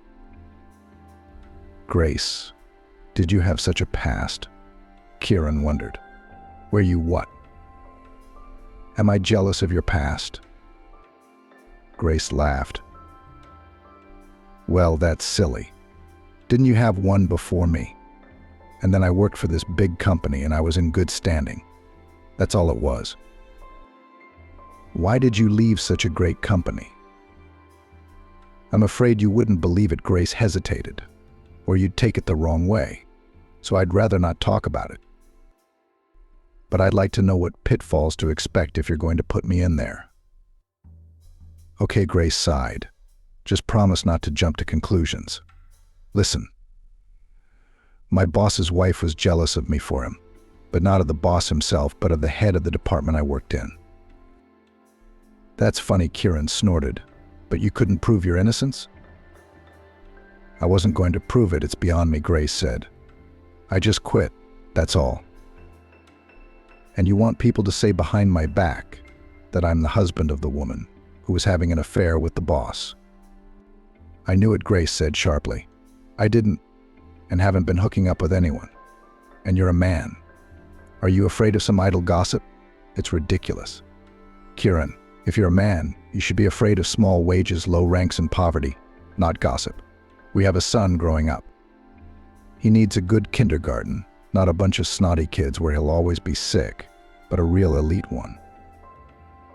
Then you are not going to give him to a simple high school, where they raise drug addicts and alcoholics for the future of the country. Grace kept coming at him. The kid should be in a school with good kids from good families, not with the rabble where he's going to become the same rabble. Grace, you're making it worse, Kieran objected.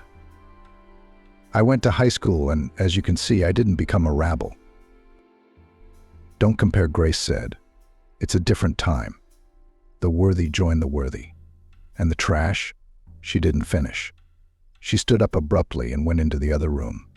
Then she stopped at the door, turned around and said, think about all this at your leisure. In a word, I'm right. And you know it. When you've thought it over, you'll say. The dream house was built, and Kieran's family moved in. Kieran, it's time to tear down that shed that's such an eyesore, Grace said. We'll plant roses and weed the lawn and all that. I'll go out to the kitchen in the morning and look at the beauty of it. It'll make me thirsty. This shed prevents me from realizing my plans to transform the landscape around the house. It's going to take a lot of money to demolish the house. And your landscape, too. Kieran shook his head. So my solution is not to demolish the house, but to renovate it with the money that would have gone into demolishing it. I can't demolish the house my grandparents built. You're crazy. Grace gasped. You've made up your mind? Did you ask me? Do you ask me when you've made up your mind? Was the wedding according to your plan? Did you plan the vacation? Did you design the house? I bought the car on my own. Did you ask me? Are you going to do this for the rest of your life? I'm going to have this barn and this car in my face. Grace was torn up with emotion. I wanted what was best. I wanted our child to walk and play on the lawn, not bump into that shed. Shut up. Kieran couldn't help himself. And don't call the house where my parents were born a barn. There's no telling how things will turn out. Maybe someone else will have to live in this house. I could use the extra room. It would prevent me from being completely happy. Grace took a breath. I didn't envision our home that way, and this shed is a hindrance to that. Kieran glanced at his wife, and she stopped talking. And you know, Kieran, people will come to the housewarming party and be surprised by this wreck in the middle of the yard. The old house steals the impression of the new. I don't think anyone's going to be jealous to see that wretched thing in the yard. It's a good thing they won't. They'll sleep better. Kieran interrupted her rudely. You don't think they will this time? Accept it. And even your tears won't make me back down. After the quarrel, Grace did not speak to her husband for a week. She hoped to get what she wanted by keeping quiet. But she realized Kieran wasn't that simple. Once he'd said something, he was unlikely to change his mind. But that's all right, she'll get her way in other ways. Grace, as a hostess, was proud of her brainchild and showed the guests the possibilities of the smart house. Despite the old house in the backyard, everyone admired the new home. But she didn't invite guests just to show off. She had her own plans for them. She decided to tear down the old house with their hands to get their support. Well, it certainly worked out the way Kieran and I wanted it to, Grace said at the party table. But Kieran doesn't want to tear down the old house. He thinks it's appropriate here. Personally, I don't think so. So I'd like to get some outside opinions.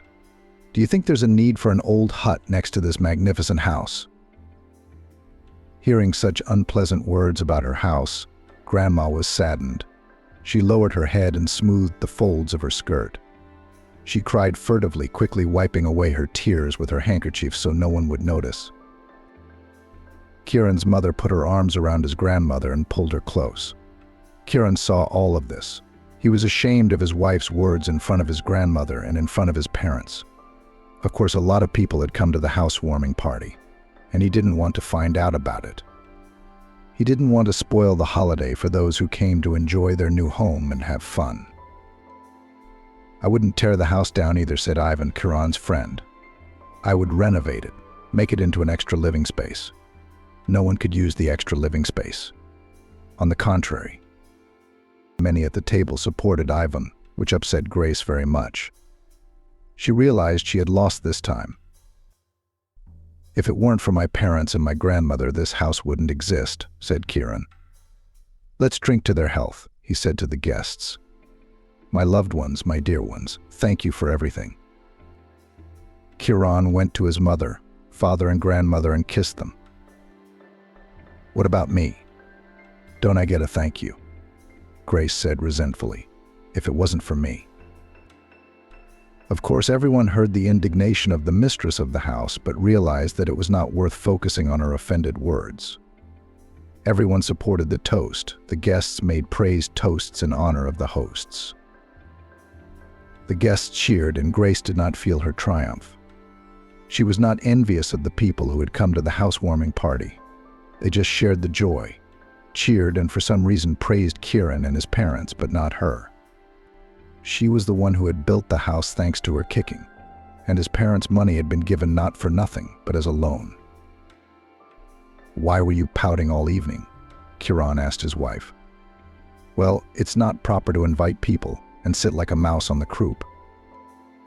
He hugged her, kissed her on the temple.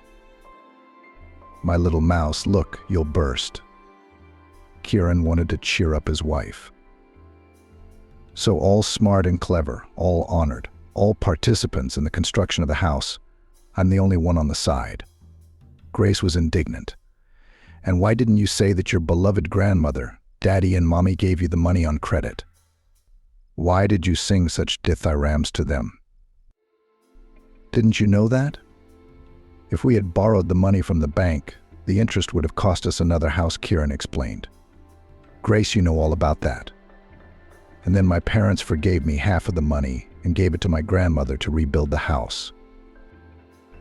Oh, so that's it. I'm nobody here, and my name is nobody. And that's the last I'll know, Grace said, indignantly. I only found out about it today. My dad told me about it, that it was their housewarming gift to us. Kieran changed his tone. Grace, well, since we don't have to pay off the debt, let's hire a housekeeper. Look how big the house is, how much cleaning there is, especially today after the guests so many dishes to wash. You have a dishwasher, said Kieran. But you have to get the dishes ready before it. I don't think I can do it alone. Why did you have to build such a big house? Convenience, Grace said sharply. Convenience. What's the point of hiring a housekeeper? And then you haven't even gone to work yet. Can't you handle it? Of course I can't. There's house after house after house, and that old house of yours. I'm prioritizing the baby. I told you I could call you about a job that pays twice your salary. A good one. You don't say anything, so you're okay with the pittance you get. And we have to suffer because our breadwinner is happy with a good salary. I get it, said Kieran. Because no one was jealous of you today, you decided to take out your anger on me. You know what I'll tell you? This house was built because I loved you, and I promised it to you. Or rather, you made me promise you. I was building it. And I already knew it then. We didn't understand each other, and we never will. No matter what kind of house we live in, happiness doesn't depend on the wall. Honestly, I hate this house. Everything revolves around it. Where are we? Grace? Where are we? Is the house more important than our feelings? With this house and your crazy ideas, we've lost everything we had. 4 years we lived with you. We built a house, and that's it. We have no common ground, Grace sighed. So while we were building the house, we had something in common, and now we don't. Isn't our baby Vincent a common ground? Grace, we dreamed of this house. We dreamed of how happy we'd be to live in it, Kieran said. You were the one who dreamed of it. I was just the doer.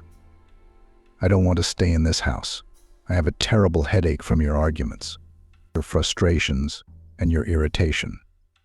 I'm going to sleep at Grandma's house. Is that what you're going to keep it for? To run away from me? Kieran didn't respond to his wife's words, only shut the door tightly behind him. Grace went into the kitchen. She didn't want to look out of the windows at that hot on chicken legs. For the first time in their 4 years together, Kieran had not slept with her, had defiantly gone to that hovel she hated. No, she doesn't want that kind of strife. First, he will not lie in the marital bed. Then he will find himself a mistress. And then, perhaps, will wish to divorce her. That's something she can't let happen. She can't find a man like Kieran. She's not so stupid, she realizes that. Besides, where would she go in the event of a divorce? Her parents? No. By any means necessary, she'll still be the mistress of this magnificent house. Kieran's not exactly a star in the sky, but he does his best for his family. And that's the kind of husband you'll find. And then a father is better than a stepfather for her child. Kieran loves Vincent very much, but you can't play on his love for a child for long. You've got to be more subtle. Kieran didn't go into the new house. Grace watched from the window as he left for work, and for the first time they didn't have breakfast together, so he's still angry with her. And by the looks of it, there'd be more fighting tonight. She had to get the house in order, cook something nice for dinner after the guests, and be sure to have candles to make it intimate and romantic. Grace decided that she needed to clean herself up too, so that Kieran could see who he was trying to make a deal with. What's a wife like her to look for? And the fact that she was pushing him to some small victories. So it was again only a plus for her. Without her initiative, they would live in this shack with paper wallpaper. Grace didn't like the fact that Kieran was stubborn. unwilling to take the high-paying job. She'd already made inquiries, got her ex-lover involved. There's a place, but they won't wait long. We need to get Kieran and push him into a position that would bring them good money. Of course, the work there is nervous. The state constantly allocates money for government contracts, so there are frequent inspections, audits, where auditors pick on every comma. Not everyone can withstand such nervous tension. Despite high salaries, people often quit. That's why it's possible to get Kieran a job there. Kieran, don't do that again. I was up all night. I'm used to having you with me at night. I was scared. I wanted to call you, but I was afraid you'd start fighting with me again. I know you're tired. The guest had been drinking, so he got a little hasty. Maybe I'm wrong about something, but you're wrong too, honey. No matter how much we fight, we should sleep together. I didn't sleep all night either, said Kieran, and I was scared about the way we were living, you know. I thought about it for a long time, and I realized that you and I are not a couple. We're so different sometimes it's impossible. You only think about material things. I don't deny that our world is real, and it takes money. But I can't give you as much money as you want.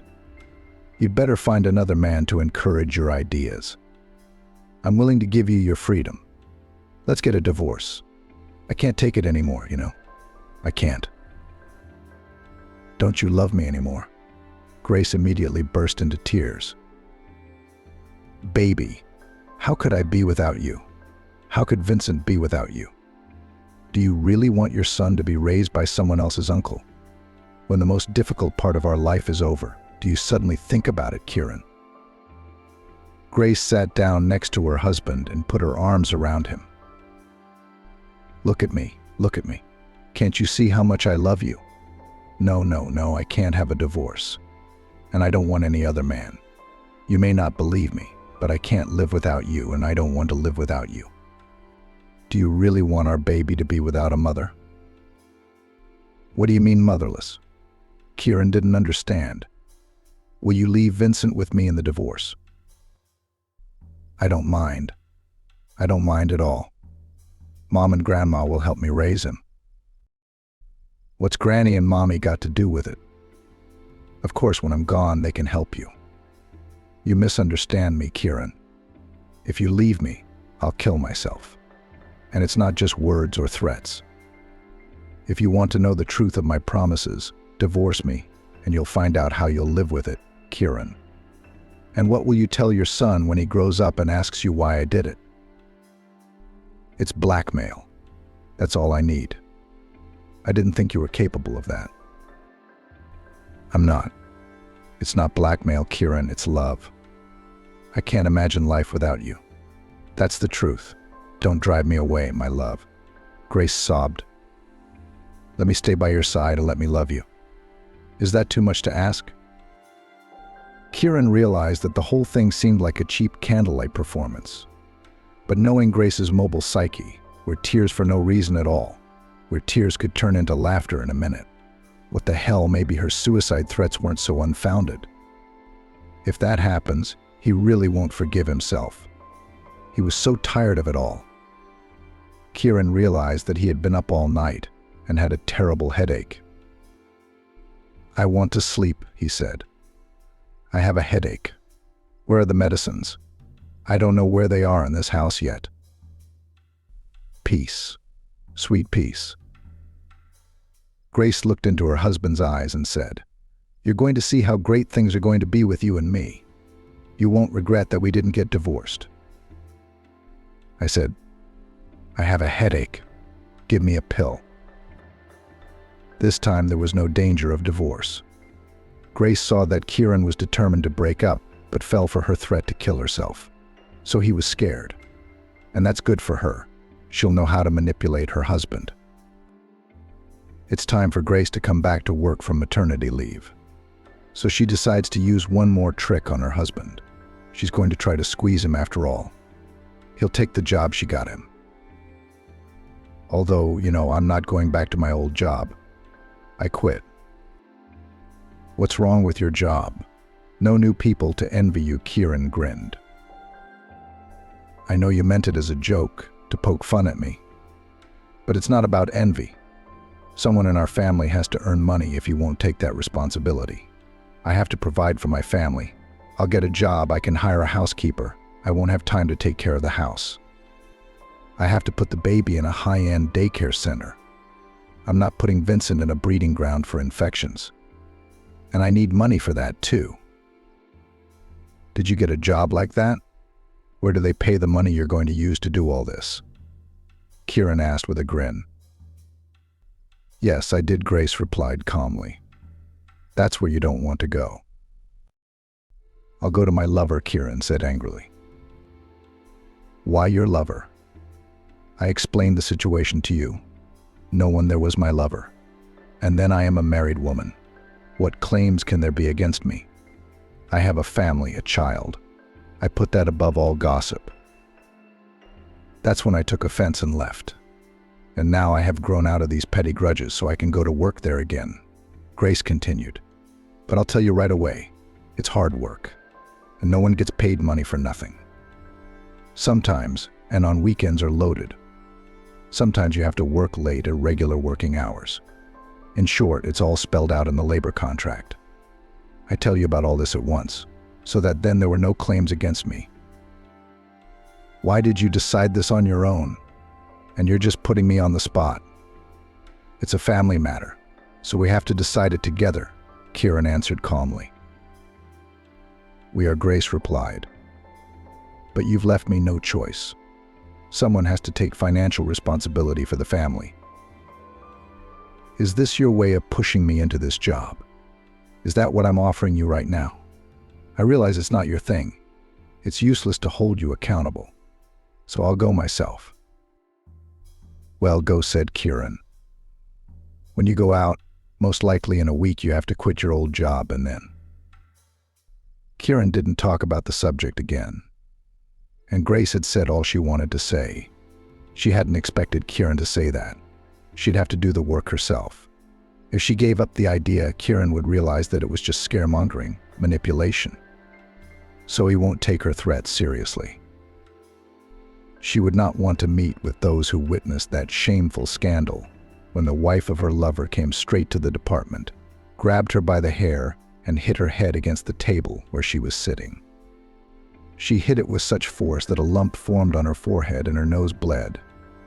If I ever see you at this table again, said the scandalized woman, I will beat your bad head against the table until this table falls apart. Such shame and such scandal. Grace didn't know where to put her eyes from the gloating of those around her, so she couldn't take it anymore and quit. Now would she have to see all those faces again? Grace heard that Kieran had learned all the tricks. I guess this conversation had touched him after all. He was thinking, after all, she was glad of her husband's concern. It means she's not hopeless and she's on the right track. Kieran, darling, can I give you a lift to work today? Grace said at breakfast. We'll go to my old job.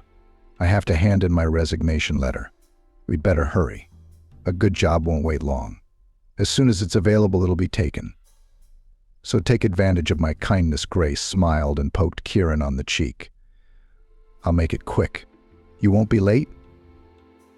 Don't worry. Wait, Grace, before you quit. Grace looked at her husband questioningly.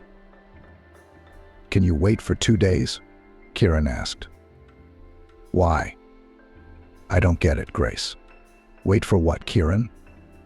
To wait for the seat I'm counting on to be filled. Miss out and regret it. No, Kieran, I can't take that risk. Eugene promised me a spot. Maybe it'll work out. And if it doesn't, Eugene won't help me, and I'll lose the job.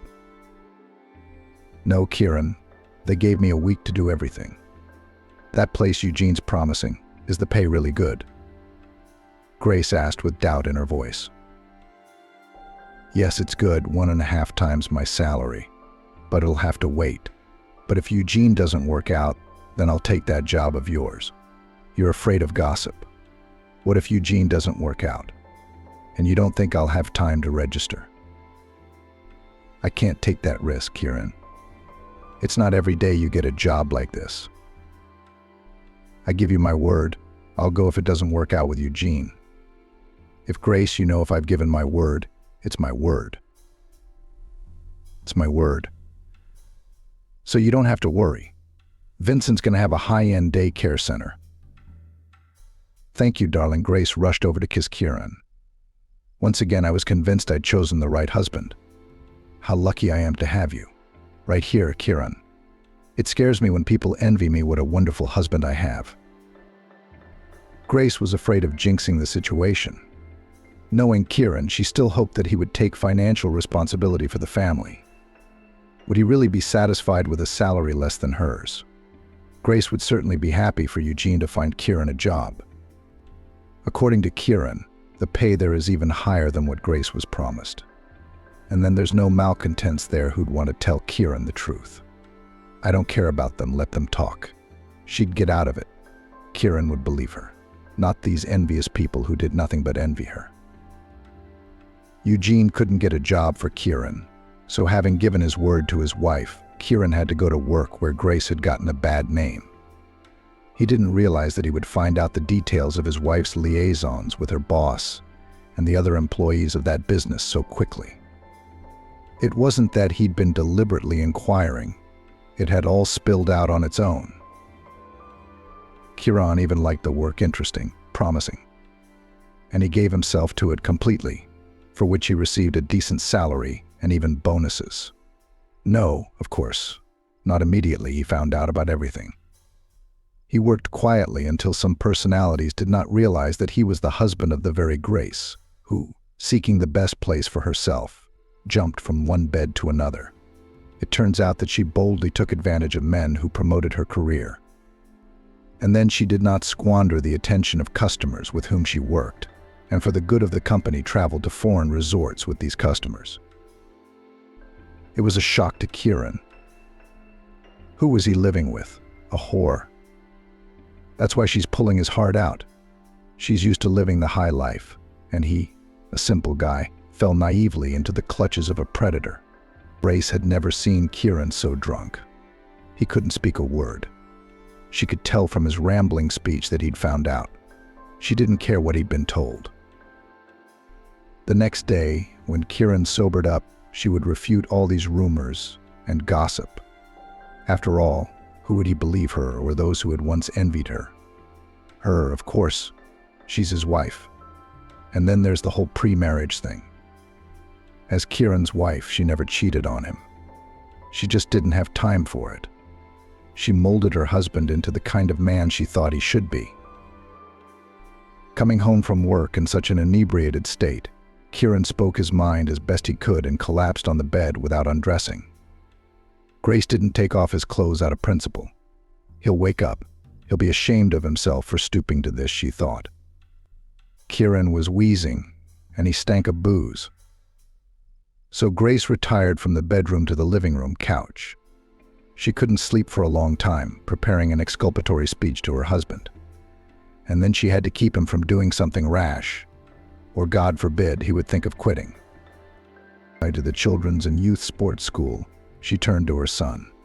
Set the table for breakfast. Go wake up, Daddy. It's time to have breakfast and get ready for work. About 3 minutes later, Vincent returned with the words, Daddy doesn't want to get up. He's lying on the floor. I wake him up, but he won't get up. Well, I've got to go bow at his feet. Grace was angry. But she realized that anger was not her best counselor today. Today she must be patient, not to quarrel with her husband, but to convince him of her innocence. She must tell him he was right. Envious people are bad. That's what envy brings people to gossip. Nasty gossip, she decided.